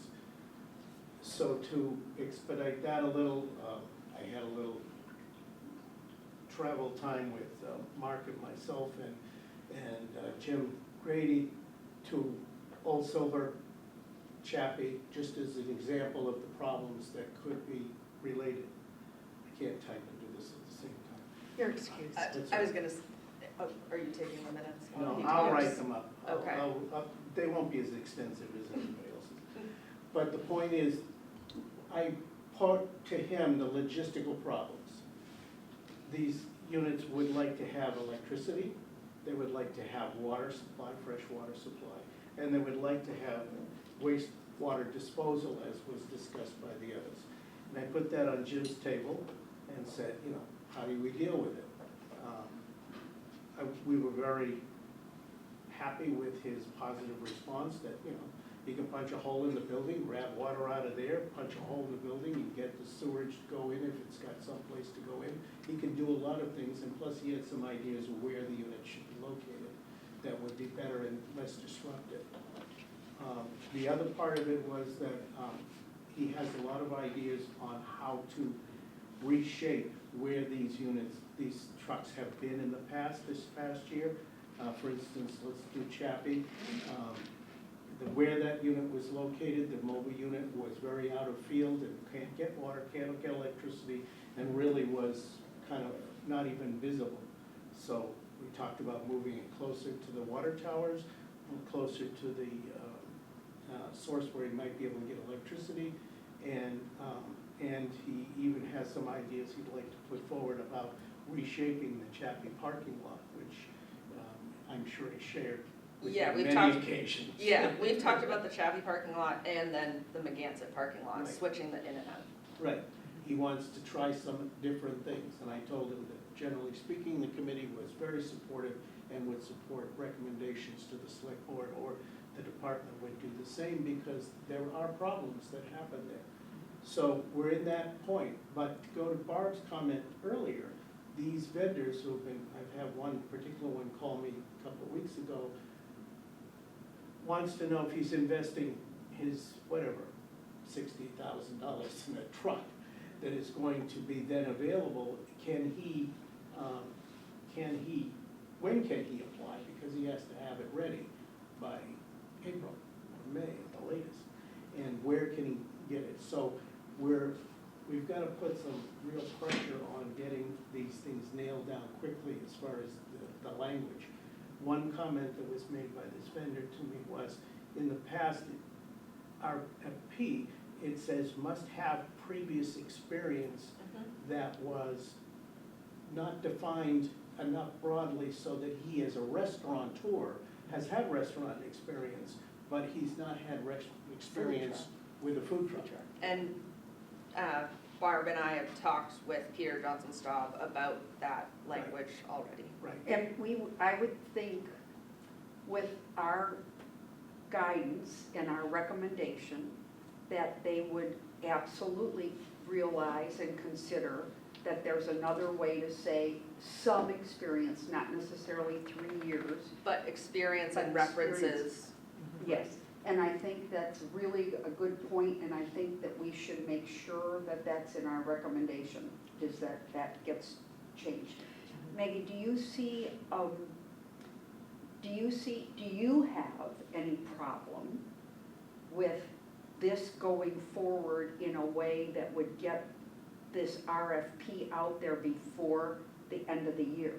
I don't see a problem with it. I think, again, once people's energies can shift out of town meeting mode, a lot of things get picked up. So if they're Yeah. just in the queue on the back burner, then it can get pushed out in the November 15th to December 30th range. And I think you all have to know that town meeting is not till the 17th of November this time. I can tell you from, and Maggie will tell you too, our experience is, we'll get nowhere until there is, but we need to be on the docket for picking up immediately after town meeting to get this moving, so that an RFP could be crafted, and I think we asked Peter to really be thinking about that RFP so it was ready. So I think, Can it be written and just like held in a queue so that Yes. it will be yes. There Yes. is- available there for are like the December old 1st? RFPs. The old RFP has all the basic words in it, you just have to change Dates. dates, and you also have to change how you describe where they're gonna locate it, not in a physical building, but they're bringing their own vehicle. You don't have to define the exact spot where they're gonna park, you just need to say that they're going to be at a location appropriately presented by the town. The other aspect that was just a lot of discussion was getting access before the gates are open and after the gates are closed.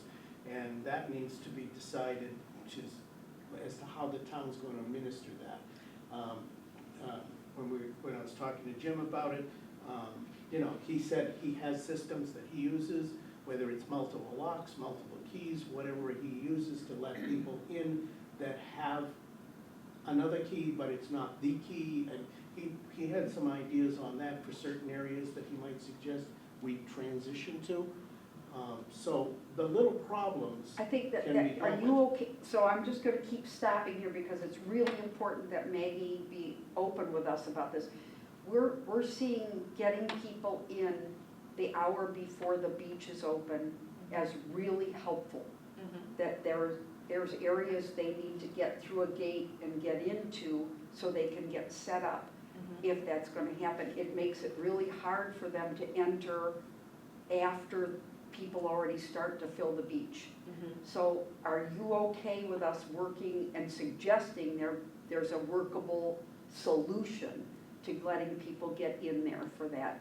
Yeah, I think the town's position has been based on security and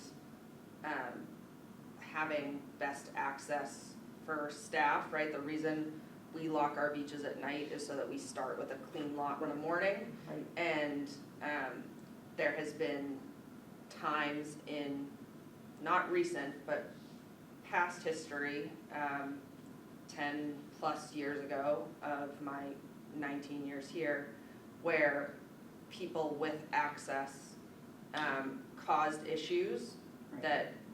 and that is why the access had to be a full stop. So I think that if it's going to be it would have to be written into the RFP what hours they have access to the lot, because right now they have to open by 11, so if the beach parking lot opens at 8 or 9, there's not really anything that would say you have to get in there before, that's way more than an hour before you're opening for setup. So it would need to be clear language if the issue is not just like getting in there an hour before you open, right? Well, the issue basically is one of resupply, and they're not moving these units. That's another concept, by the way, that didn't seem at all pragmatic, to have a unit at Surf, and then that unit would go to Old Silver. We're talking about these guys who are gonna sit in So these that is locations. one thing that came out in our feedback, is that the concept of the 3 weeks is Yes. probably not one that is desirable, and that we should probably go ahead and stay with one location per truck. Yep. And does that, I think Yeah, I that heard makes that, it- I heard that from the meeting in September, I know I Yeah. didn't attend, but Yeah, it is very clear that, based on the size of the PA booths, based on the usage of the lots, based on the work that goes into maintaining an area for food service, that the less movement, the Yeah, better. most of them don't wanna move it. They don't wanna move it, but we just want it to be movable in case of Right. emergency. And that will be written into the Yeah. RFP also, that Yep. when the town directs, they will move. so here, another thing to think about, Maggie, and this comes back, I'm sorry I'm putting all this on you, but it's Fine. really important we get this feedback from you. It appears that not only do we have the 4 locations, and we have the concept of possibly a coffee truck, which I've had, definitely there's one possible coffee truck that would be interested. Not necessarily in cruising all around, but maybe going to one beach on one day, maybe going to another beach another day, and having that be available. And now that we've got Shipwrecked having their own window open and really focusing on offering breakfast things, that was gonna be their real push, was to offer breakfast sandwiches and coffees. Tides is going gangbusters down there with long lines. These are things that make me feel like if anyone wants to go to Minot with a coffee truck, maybe that's where we need something, because there's nothing in that direction. Right. So do Same we with want to Minneonka, think yeah. about listening to what Lisa Martino said, that she loved having a spot at Chappie, she loved having a spot at Bristol. Do we make those spots and say, we're not looking at, and then is there an ice cream truck that wants to rove because whoever's not offering ice cream, they're allowed to go to those beaches? If Lisa's never gonna offer, let's say Lisa was the one to win Bristol or Chappie, if she's never gonna offer ice cream, do we wanna let a ice cream truck pull in? That, I think this is where we're at in this discussion. Right, and so the way I see it is we can't foresee who is going to win these That's right. bids. So I feel Right. like, I almost feel like we have to hold off on the roving truck simply and get our feet wet with these new contracts in these fixed locations, because we don't know how the chips are going to fall, and I would hate, you know, I just feel like we need to But I hate go to take into this away, cautiously. we got complaints that some of the beaches had nothing. But felt that's going bad. to change next year. Well, So no, you mean to have a separate, the old-fashioned ice cream truck that we had to? Well, what if all 4 trucks serve ice cream next year, and that but what prohibits about, what or happens, precludes let's that- just those- say, that ice cream truck from going to 4 beaches now? Well, yeah, You see? we have a dilemma in the fact that we're asking an entity that has fixed rules as to how they can offer an RFP and how much notice they have. And some of these questions won't be answered until after the RFP is issued, because whether DPW can provide electricity to a certain location by a certain time so that a truck will have the ability to have a freezer, let's say, instead of a generator, in certain locations like Surf and Old Silver, we know they have electricity already there. So those RFPs can be written that it would exclude an ice cream truck because they could have a freezer. You see, that's what we're about getting to.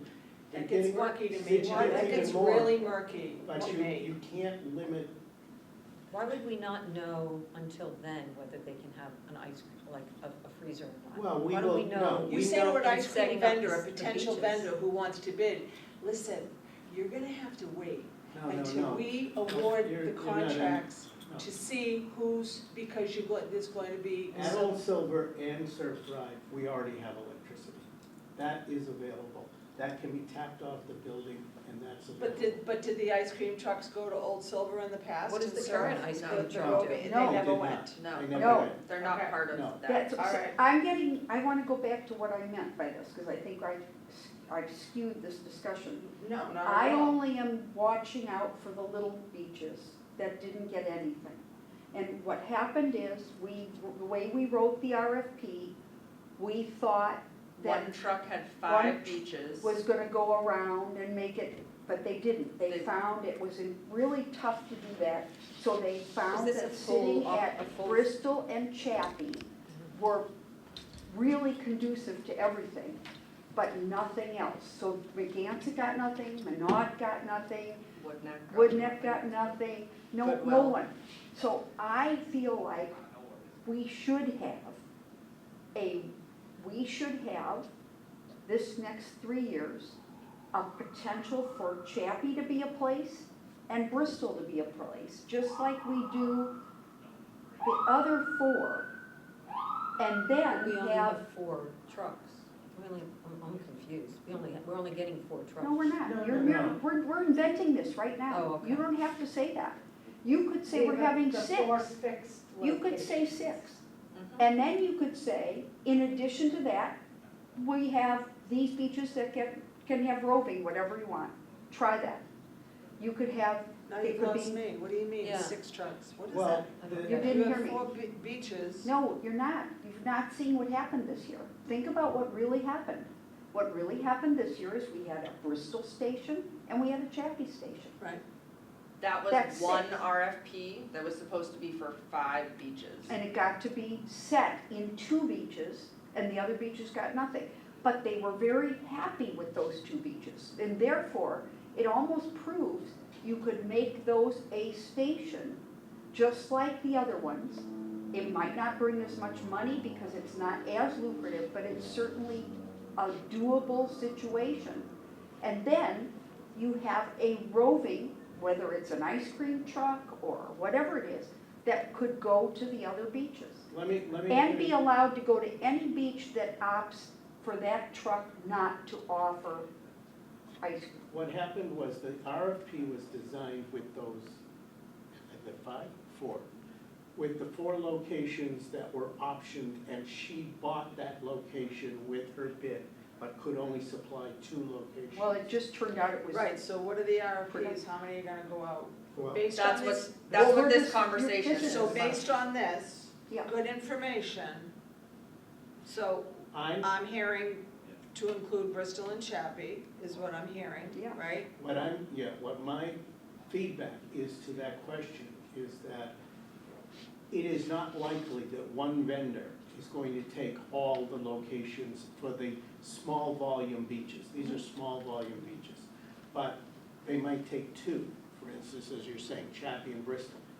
Somebody else may take the other 2. Okay, But the RFP has to be designed to be flexible enough. Either we offer each one of those individually as a one location, and you bid for that one location, and maybe you bid for 2. that's probably the easiest. Yeah, I that think that it's makes def- more sense. I'm with you on that, and I Right. think we have 6 minimum. And it could be a lemonade stand. You can have that gets 6 that trucks. bid. Yes, Why? Why including not? Bristol I and Chappie. thought there was, I thought there was a limit as to how many trucks we could. Why? Who gave you Why? that limit? No, That the town said only. No. only- We've had 4 permanent stations and 2, and a roving truck in the past.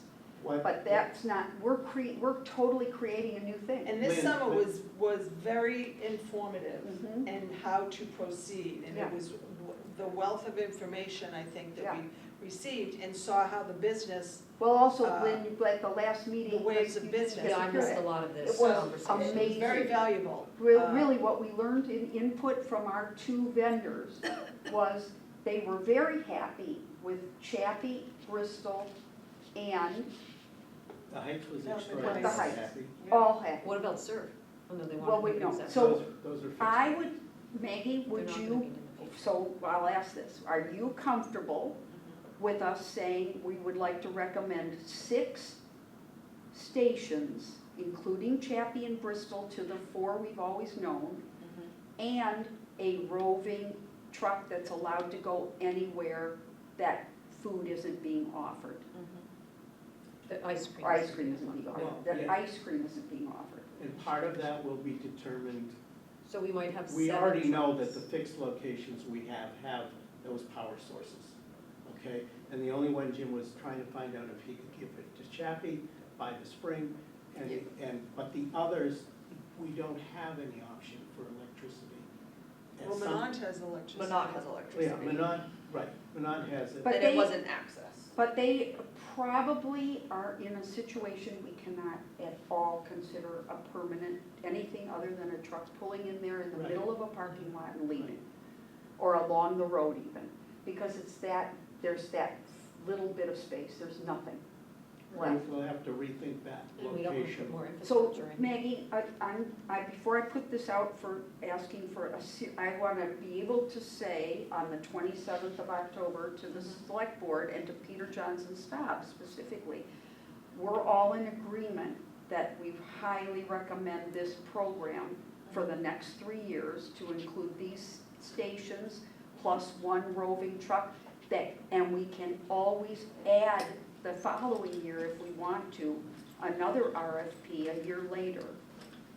And Yeah. that's a possibility. Yeah, I think you just need to be clear when you're making your recommendation to the select board about the quantity of time you're looking for in this RFP. If it's a 1 year with option to renew, because that's what it was in the past when we did a 3-year bid.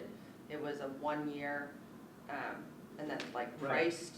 And then if you were a vendor in good standing, it became an Do you automatic like that rather better? than a Do you re-sign. like that I better? like that better. I I like think that that better. is a stronger option Yeah. than a 3-year fix. Right. Okay. Yeah, Because of cost, because of compliance with the specs, right? I Of agree. a vendor that's open 11 to 4, 7 days a week, et cetera.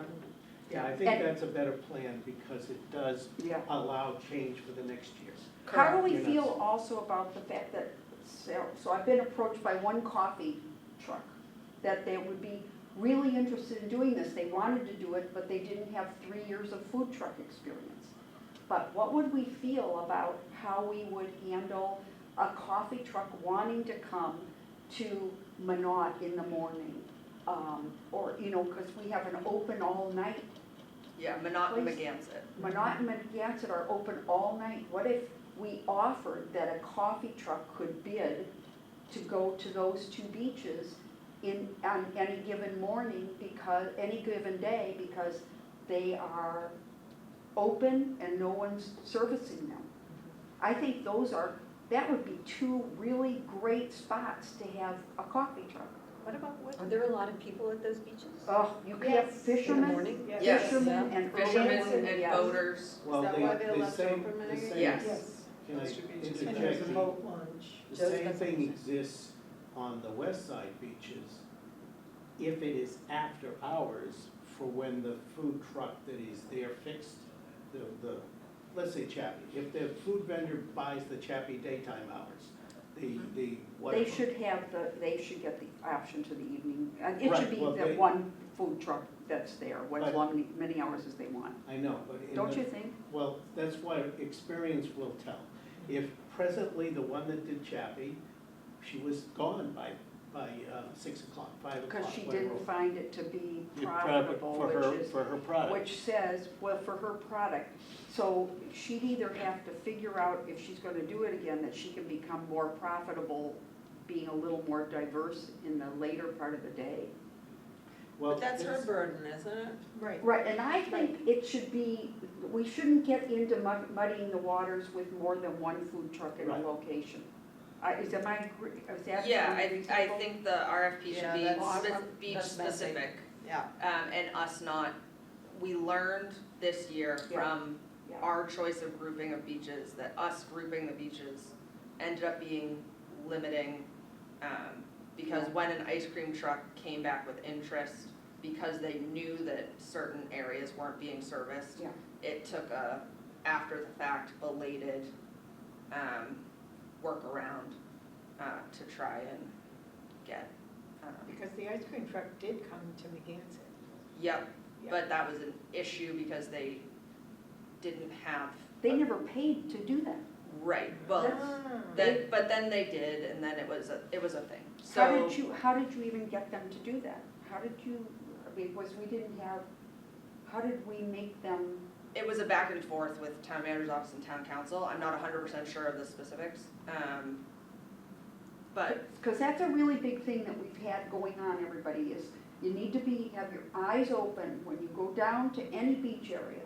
There are people that are trying to come down there and use the beach to make money. to conduct private business on Private- public and it's- property. I don't care if it's a Private yoga swimming class, lessons, yoga, If you see yeah. anything being posted online, if they are not paying the town, it is a liability to the town, and we need to make sure the town's been made aware, and they go in and they stop it. So I'm telling you all to keep your eyes open for this stuff. So I would like, I'm gonna say this, at this point, and we need to think about this for the meeting with the select board. I'd like to see us say the 6 places as exactly as Maggie described. 1 year with the option to renew.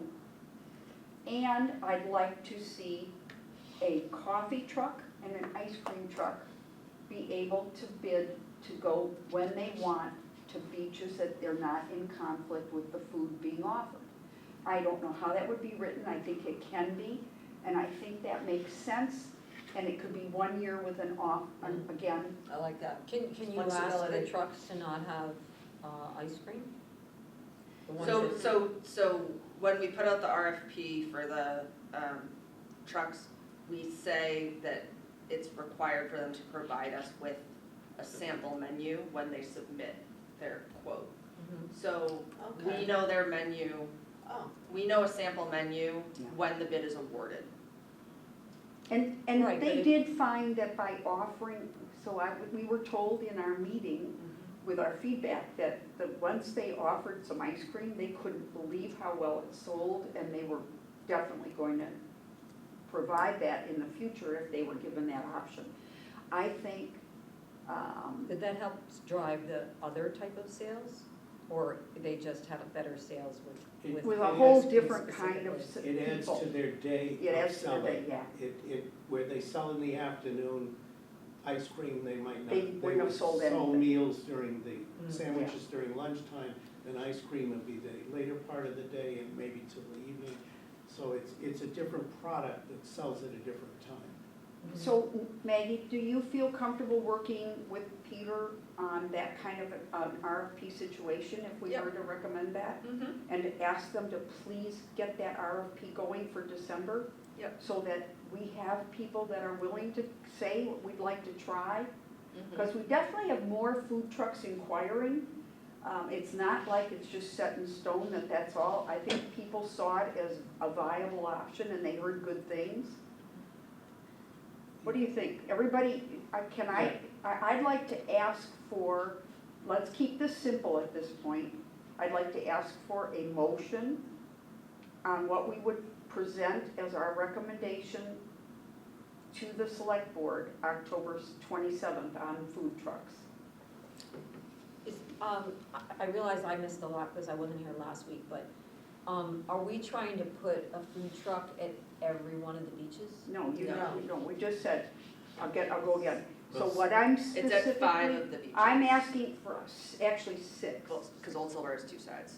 No, I'm actually, so let me qualify what I would ask for if I were doing the motion. Both Old Silvers, Surf Drive, The Heights, Chappie, and Bristol. I would have 6 solid, permanent full year Seasonal. Full season. locations. Mhm. In addition to that, I would have a coffee truck and an ice cream truck able to go to, The 4. coffee truck would go to Magansett and Minot East. Mhm. Ice cream truck could go to any of the 4 beaches not serviced by the 6 spaces. So that would include like the Mill Road extension of Surf Drive. It would include Goodwill Park, Wood Neck. Yes.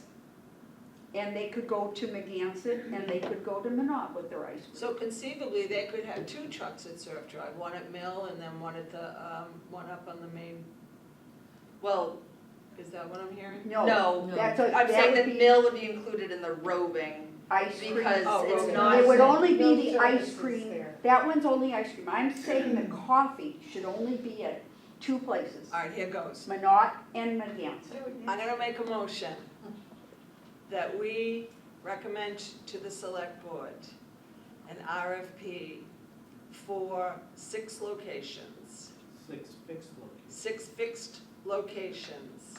And then a coffee truck and an ice cream truck that could circulate at any beach that does not sell those items, but could go to Magansett and Minot East. I'm gonna just correct that and say the coffee truck would only go to Minot and Magansett that are the 24-hour beaches.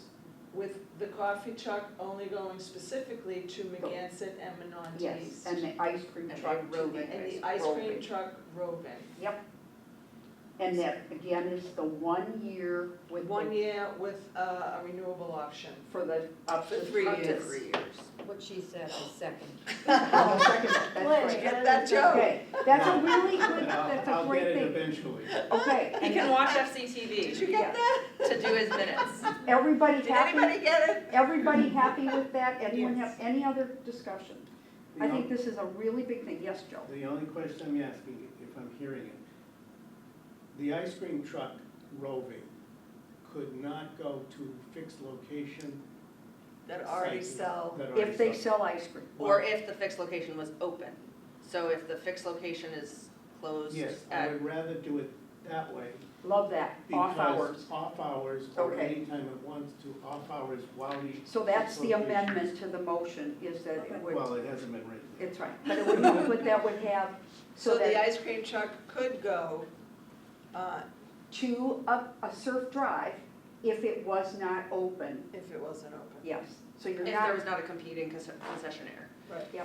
okay, this is great. And we have a second. What do you mean they can go to it if it's not open?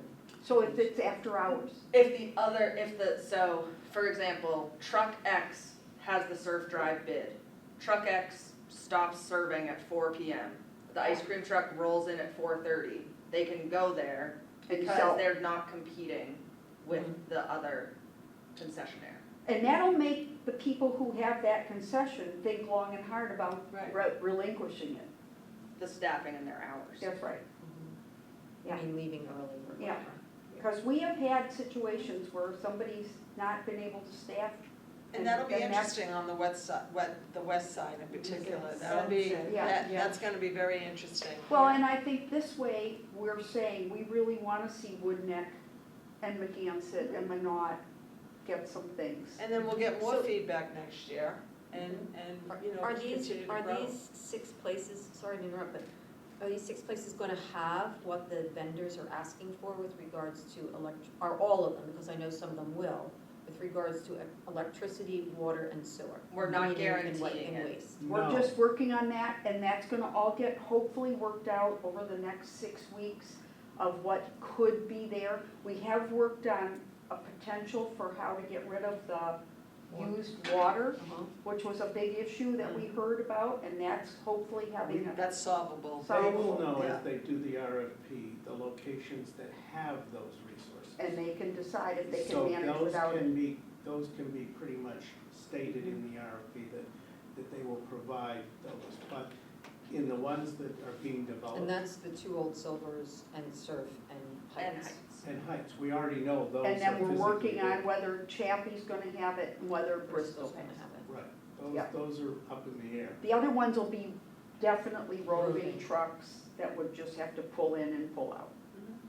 There will not be permanent fixtures, they'll be driving in and out every day, okay? So by the time we get, I'll send out the motion fully Well, no, written. we now just have the motion. Right, okay. You ready, everyone's ready to vote on that? Okay. All in favor of that, say aye. Aye. Anyone opposed?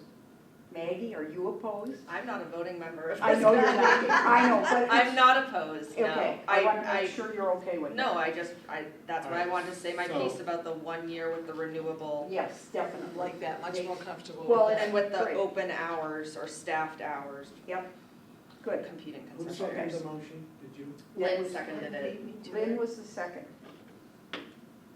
All right, this is great. So I think with that, we don't wanna let's let them work on the RFP. We know that Joe and Mark have been doing an awesome job working with the town on what we can do to make this easier and more palatable for people, and that really what will make it work. So that's what's important. is And we this is only, provided by that the way, this support. is only a recommendation. Yeah, They have the flexibility to fine tune it, Yeah. depending on what Well, happens in exactly. there. but we'll say this, that what we're going forward with to And the we're gonna select board. mention how we would like to have it, if it's approved, that these RFPs go out, like That's December gonna be the 1st or big something point like that. on October 27th, to stress, we would really hope they could help people make good business plans by Right. having this out and done by the end of the year. And everyone benefits. Yeah. Okay, great. So now we can move on. I want to just do a follow, we had a great meeting with the follow-up on the beach assessment. We met and went through everything. There's been a lot of work planned coming from that. Jim Grady was really grateful that we provided a document that he could look at pictures and follow, and that was real helpful. So that was well worth everything, and I think since that time, the one other thing I heard was that somebody took a fall on the walkway at the Heights.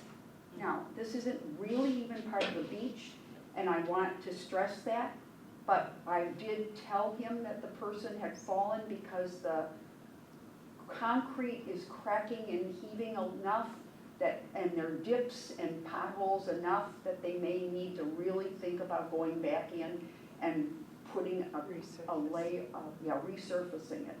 Because it's turning out that people with walkers and canes are really going down and using that as their one place to do a walk. That's, Yeah, they you can can see the pull water. up and get out of their vehicles and go right in a light right there. And it makes sense.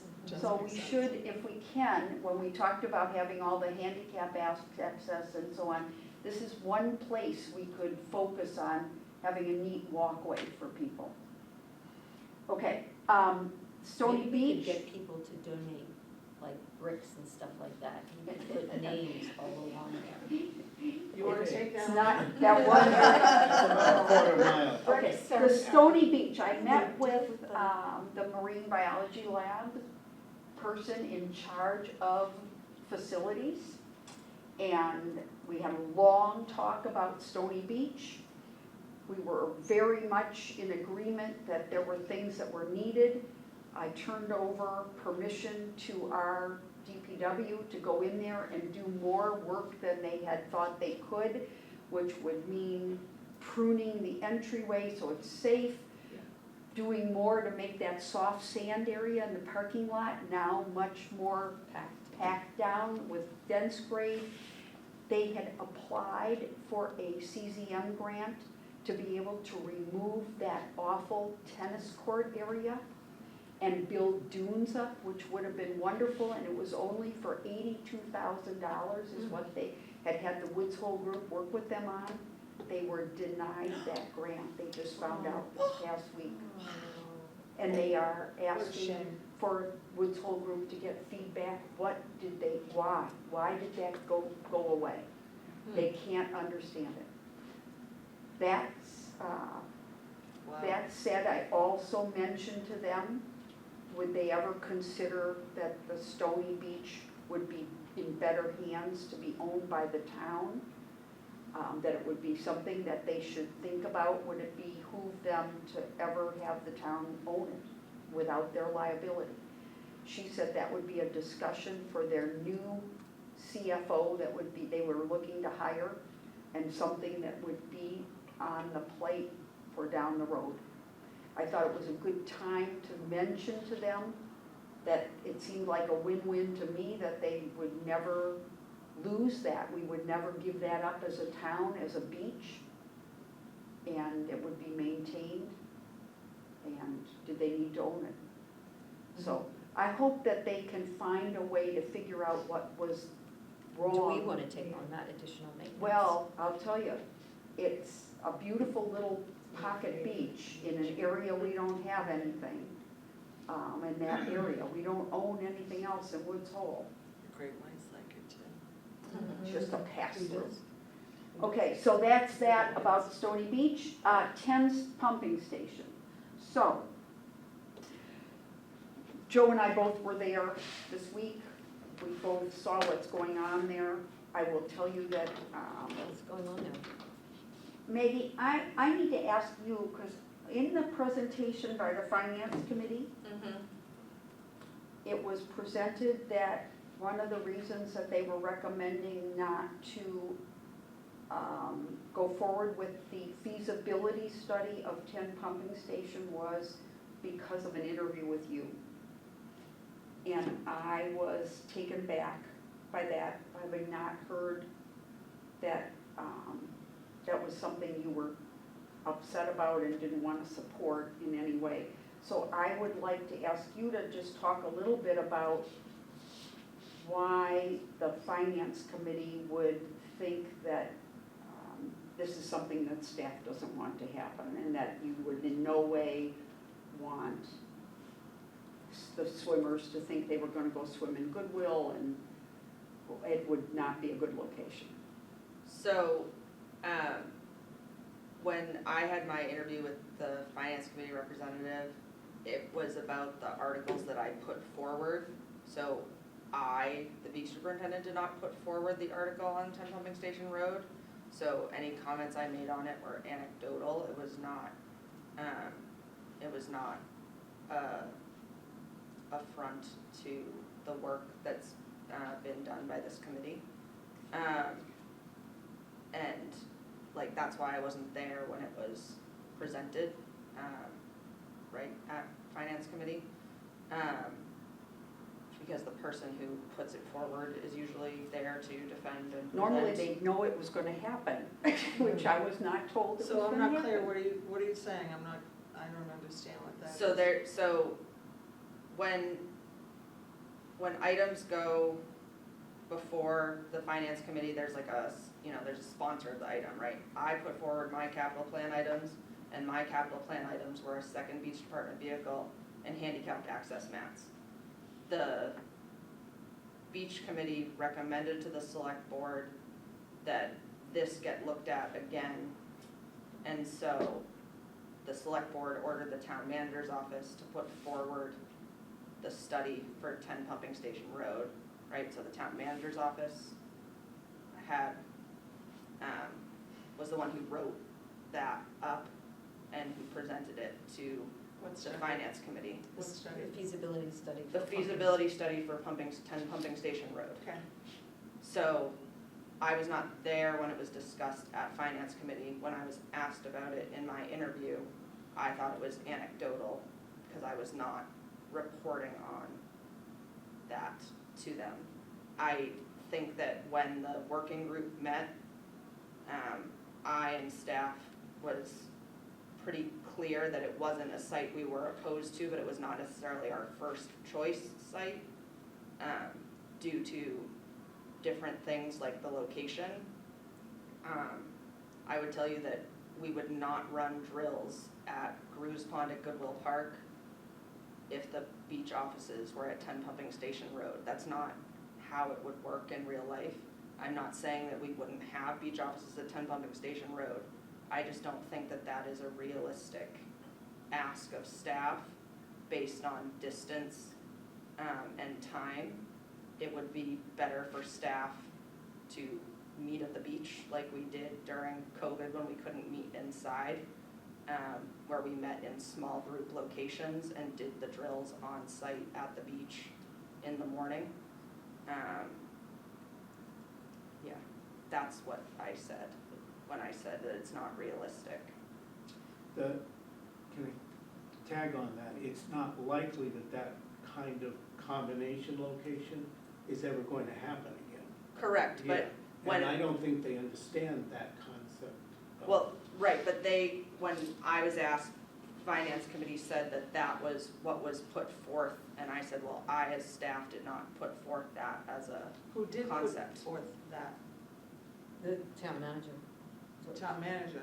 Yeah. So the only representation for us was town manager and assistant town manager. And he did a good job, in all fairness, and it's not that he didn't. They used Maggie's interview to support their negative vote, saying that staff didn't want this. And unfortunately, they didn't, there was no alternative. So Maggie, it's not like they said Maggie wants this. And the other thing to consider here is, if we're honestly saying, this is the first time I'm hearing this about not using Gru's Pond, but if we're saying that then wherever we put beach offices ever again, staff will never gather at those offices and it never needs to hold everyone getting there and meeting, because they never will do that again. I'm not saying, I don't think never, but I don't think that needs to be a qualifier, because it's, when you look at the possible sites that the working group did, the parcel on Depot Road, 10 pumping station, the site of the current police department at the community services campus, You're not- none of those have water Out the back door. access. It doesn't mean that we wouldn't, on occasion, meet as a group there or be able to have orientation in our own space rather than going to the rec center or Falmouth High School for orientation. It's, I think if the goal is to look at the operation being at risk at 56 Surf Drive, the main operation that happens at 56 Surf Drive is beach parking permit sticker sales and storage of equipment. Well, no, and then also the operations center for managing 150 staff people.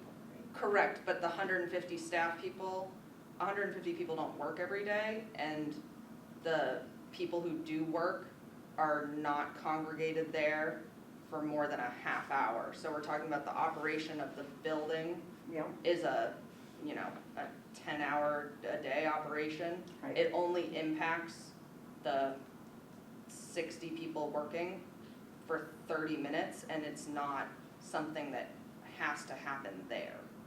And what about training? I mean, I thought that part of this was to have everything In as a one place. department in Well, one the location. other aspect is the public access too. Right, That would be to the offices Right, where that we was would the- locate. So I can, Material. let me say that in your study, Yeah. so in your study of the 3 sites, which is what the group focused on for all that year and a half, everything that's happened since that time we know that Depot Ave was taken off the table for a lot of logistic problems. So is the police station now off the table, from everything I'm hearing from the select board and from town management. It is now quite clear that that area is gonna have a lot of demand on it that would not allow for it to be a building where the public comes and goes for another whole thing. There's too many demands on what the needs are there. Yeah, I think that transition happened after the working group Yes. stopped meeting. Yes. So there was Agreed. never a review of, Yes. is there a third site in the pool? Where does Right. Morse Pond fit in? That has never been Right. talked about with staff or the working Right. group. And so the 2032, so then, let me go to that. So then the other thing was the discussion of, the finance committee said the reason we're not doing this is you can wait till 2032 when we figure out what's gonna happen with that. What's So, gonna happen with what? Morse Morse Pond. Pond School. So 2032 is when the town would no longer have the Morris Pond School as a school. So that would be September of 2032. If you take that and go from that point on, how long is it gonna be before anything would be crafted, built out? You know, who knows how many years you are ahead, right? I don't care if it's 2, 3, whatever it is. 10 years from now is what we were talking realistically, is where you'd ever be able to make a move. And I feel like we have said from day one, we are not 10 years out. This is ridiculous, the situation that they're in. So then it was brought to I was questioned on, have you looked at renting? So my knowledge, I'll just share my knowledge, for years now, there's been a complaint by town meeting that we're renting space for the legal team. Why are we renting space? Human Services for years, that was Yes. astronomical. Right. People want you to get out of rental and get, here we have a building, so now we saw that in the last few weeks, they have gone over there, they've boarded it up, they're clean, they've completely removed all the growth on the building, they have carved a big wide opening around the entire building, they are starting to move things away with all the wood they've had piled, they're getting, dispelling Put a it. new roof on. Because they are trying to get to where they can at least secure the roof so that damage stops. And they've also been bringing people up to that building to look at it that are knowledgeable, to have more input. I have been approached that there is a group in town that would be interested in a public-private combination, possibly. If we could carve this into more than just the beach space, is it also possible to share it with another group that is interested in having some of that space?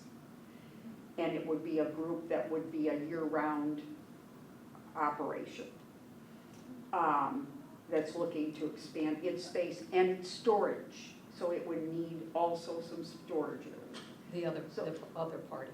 Yes, so this is, there are, in my mind, I feel strongly that it's wrong that we don't pursue a feasibility study of what this building could provide in carved up storage and office space. Whether it is for just us, whether it's for us and EMT, whether it's I've heard all kinds of Right, so, combinations. when you make the comment about, or sharing about how there's many people interested in the Yeah. current police station site, when it becomes available, I would contest that that's the same about 10 Pumping Station Road. And I just recognize that we're pushing for more front-facing hours and space where the year-round operation can happen without moving things place to place. But the town has to do bird's eye view of the priority list of who doesn't fit in town hall and getting rid of rentals. And so we're not the only ones that could be looking at 10 Pumping Station Road. But we are the only ones with a urgency for really good reason. And the other ones, it's all ideal, but they are possibly in the 2032, what's gonna happen to redo town hall, expand town hall, blah, blah, blah. You can go on and on, right? Right, there's no water flooding their building in the winter. Yeah. And that's part of the dilemma, is that we can't put this off. Inevitably, it's going to be a situation where they're gonna use the So- temporary facilities. So let me cut to the chase, because we're really gonna run really late tonight, and I'm sorry, but I wanna cut to the chase. So I went back and did a lot of looking, and I met with people that are experts in our town charter. Because I was confused why all of a sudden a finance committee could take something off of the budget that had been voted to be on the budget by 5 select people. And that's what happened. Finance is an advisory and a recommending body. They are not a body by charter that can dictate what is on or not on. If we really wanted to argue about this and get ugly, we could. I don't think that's politically or public relation-wise a good move. But I have found another answer. And I'm going to ask you to let us bring it to the select board on the 27th. We voted in 2023 town meeting for the 2024 budget, $50,000. If you remember, that money was really voted so that the committee looking at the buildings and at the feasibility of where we could go would have money to work with. Never a penny has been spent of that money. Where's that money? It's there. Yeah, it's there, so it wasn't attributed to FY '24, it's article funding. Article funding to do that job. to do that job. Feasibility is worded in it. It is to look at the feasibility for something for the beach department. I think that there is absolutely, and I've had lawyers look at it, I have had people who know the charter look at it, they all feel that this wording is good enough that without any sneaking or going around anyone's back, we absolutely have the right to request that they use that $50,000 to do a feasibility study for that building and what it could be. And then it doesn't go back to town meeting and it's Right. already approved. It's already done. So if we're making the request to use those funds, is it just to see whether it's feasible for the beach department or is I it would for the say town? that it would be to look at that building as what could be carved out for office space. And I think you can even consider as a combination, how much storage and how many offices and usable offices and public access offices can come out of that building. So a multi-use building It instead of can just be one. one use or multiple use, it's not saying that, it is saying, let's at least look at what it can provide. So what I'm hearing is, we have the money, but what we're going to do is go to the select board and let them know about this money. Yep. And because Because a new line item was not recommended for town And meeting this year. right, and so we would like to use that money and move It's there. forward with a feasibility. So essentially, we're just letting them know this as a courtesy, that this is what we intend to do. Well, I think we asked them to proceed and use that money. Right, We they have ha- to we ha- instruct. We them. asked them to have town management do that study using that money. Using that money, so that's Absolutely. what we're doing. Because what Gotcha. happens with capital money is it has to be spent within 3 years or show proof of movement Yep. before it goes back into the general fund. So I still have until June 30th, 2026 Yep. to use that money. Was for it the 24 feasibility. budget? Well, and the town manager. It wasn't the can- FY24 budget, it was Town November management- 23 town meeting. Yeah, it was It for was for money. 2024.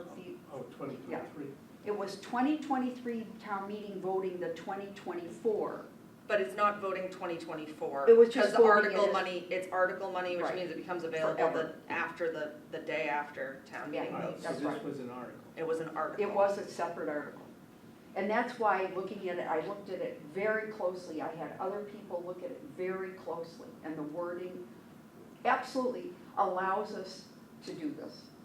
And I did bring up that funding being available in my finance committee interview. When they do the feasibility study, is it to determine whether it can be, the building can be feasibly used for the beach department? They, Or the they beach measure department in a They combination? measure the size of the building and the size of the needs, and then And they look at the determine- code. and they look at codes, and they look at the building structure and how it can be modified to today's So they could standards. potentially find out that there's something structurally wrong with it and then, Yeah. it's not good Right. for anything. That's the That's- point of the That's what you're study paying for. before you And do an overhaul of the building. It also gives a dollar figure to what they think it would take to bring it to this much storage space and this many offices. You know, it gives that kind of help. It'll also ask the beach department to define, like they did in the previous Depot Ave, how many Space. offices, what they need, how their operations are. If she's not going to recommend that a group of 60 or 70 employees show up there every day to do whatever Then it's activities, a different need. then there's a different need, it affects it differently. And- It all depends on how But you is that operate. something that would work for you? Like if it- Yeah, no, if I it was brought just up, management, Yeah. or just administrative function? right, Where so, does the staff meet for those 30 minutes and do their drills? right, so when we were talking about like the Depot Road site and Peter McConerty helped do a like sample site plan of, with this footprint of a building, this is what can fit into it, and then I gave feedback on that drawing, right? I would wanna have the lifeguard training class at that site, rather than going to the library or the fire station. Right. Right? That's something I wanna keep.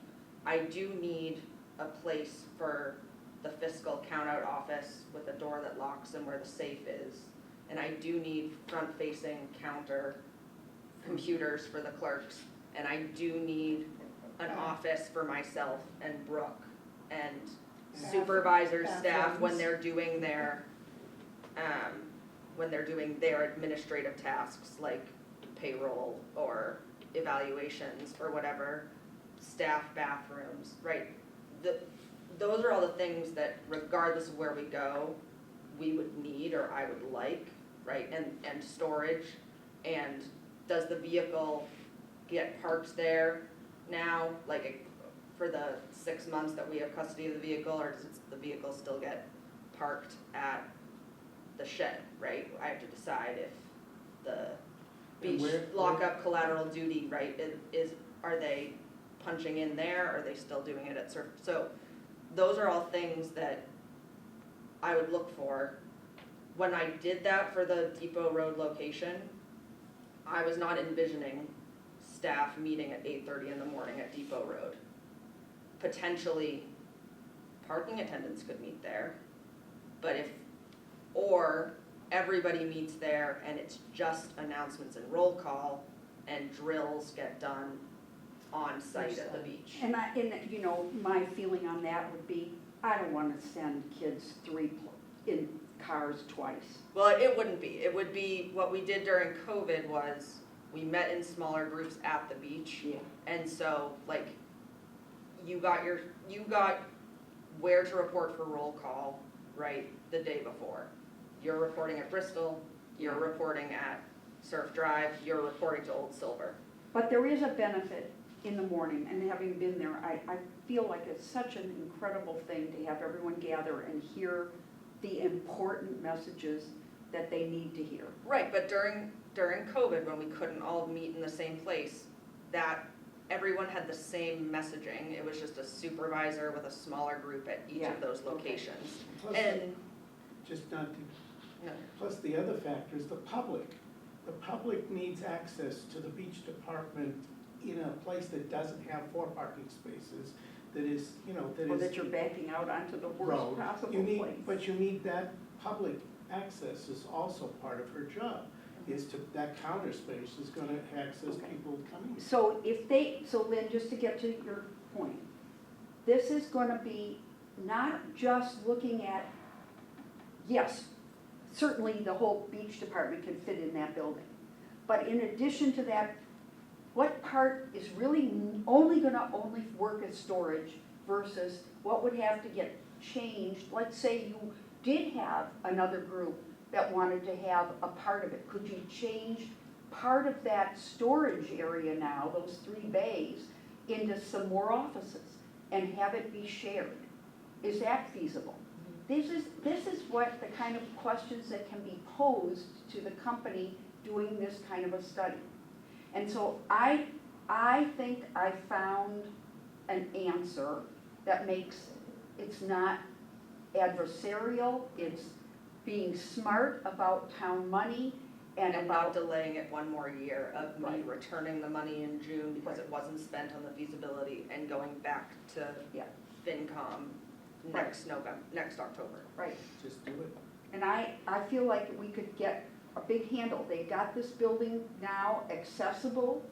It's really something that can be looked at right now. I think they realize this building's a better building now that it's all cleared out. Looks strong as can be. So I think it's a solution. If you see something wrong with that solution, I'd like to hear it. I've been working on this, and Joe and I have been going around and around. I've questioned Maggie on some things, and I've tried to engage each person in town that I trust about the charter on this and about the language. Do you need a motion? I think I would like a motion, but I just want to make sure we've talked about your questions on this. And Maggie, I wanted this to be an open, honest discussion with you too, and I feel like we finally have had that, and I feel good about that because we're all hearing what reality is and what the needs are, and I want us to all want to be supportive of something together, not against each other. Anybody else? Questions? And I'm sure Eric wants to tell us. they should really wanna go in the old police station.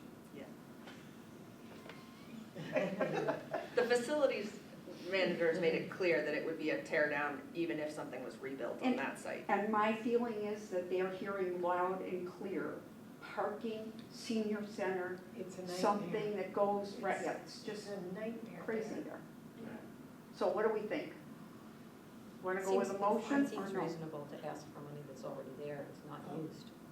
We don't need to do that, she needs to do that, it's her money. No, I think at this point, we need to say to the select board Okay. that we're hoping they would direct the town manager Utilize To those funds. go ahead with the feasibility study, Using the using funds. money that was already voted as a feasibility study. Okay, I'll grab that kind of motion. I can't make that motion, but anyone else can. Trish? Well, I'd like to move that we advise The town the manager. select board. Yeah. That we would like to use the $50,000 set aside in the beach account for a feasibility study for 10 pumping house, Pumping Station Road. pumping station road as soon as possible. Second. And Nancy seconds. Okay. Anyone else? Any other questions before we vote? All in favor? Aye. Aye. Any opposed? Right. Okay, so then really quickly, for the select board, what I see happening on the 27th is we want to talk to them about our food truck recommendations, and we want to give them our recommendations on this feasibility study. And I think we keep it, we've already given them a nice summary of how the season went for the most part. Right, you have the annual town That's report right. already. That's right, and I think that we can keep it at those things. No discussion on the results of the surf drive study? So, That's we're what not they- discussing, so let me Because that's remind their you. own Right, They- agenda. that's their own, that's what Connor said, that he's addressing the select board. He's giving November Gotcha. 3rd, and I think he'll do very much what he did with us, keeping it to bullets and really pushing what they're for, what their options are, and that they need to come up with what option they're gonna go with. And I hope that Josh is really taking part in guiding them on this. I did meet with Josh, and again, he's very determined that he's going to keep his job sort of to his own entity. He doesn't need to come to our meetings, and he doesn't need, he said, you can let me know when it's something that's really important, I'm there. But he's proceeding, and he's working on it. I think he's doing a lot of taking in, I was gonna say, here's a lot to. A lot There it is, study to and absorb. learn. There is. There it is. there is. And so that's where we're at. So I think if that's okay with you, that's how I'm gonna proceed, is that Joe and I are gonna put together just those two things as the way we go forward on that night. And we keep it very simple. We And don't know what time. I will let you know, it never, 11:30. I know, I never know. Yeah. It's gonna be during the business section, and that's all I know, and I will let you know. Diane Davidson told me today she will definitely let us know as soon as the agenda is set. And this is October 27th? It is, I cannot be there, but okay. I'm there in spirit. All right, Yeah, Brooke will probably be representing the department, because I'm flying back from Louisiana that day for a family thing. okay, you got it. But town manager's office knows. I just want to put it in the minutes. Yeah, no, I'll send it now, so I don't forget. Okay, approval of the minutes for September 17th. Did anyone have anything that they needed changed? I cannot have a comment. Yeah, Well, you were driving. okay. Do I have a motion I'll for, move that they approve the minutes of September 17th as presented. okay, Second? any questions? All in favor? Aye? Aye. I will get those submitted to the record. Motion to adjourn? And then the last thing, look at her. She's so good. All right. 8:50, motion to A adjourn. discussion for future meetings, I think we got always plenty on our Yeah, plate. right. It's unbelievable when I do these agendas, how full they are. Okay, anyone else? All in favor? Aye. Aye. Aye. And Adios. thank you, everybody, for everything.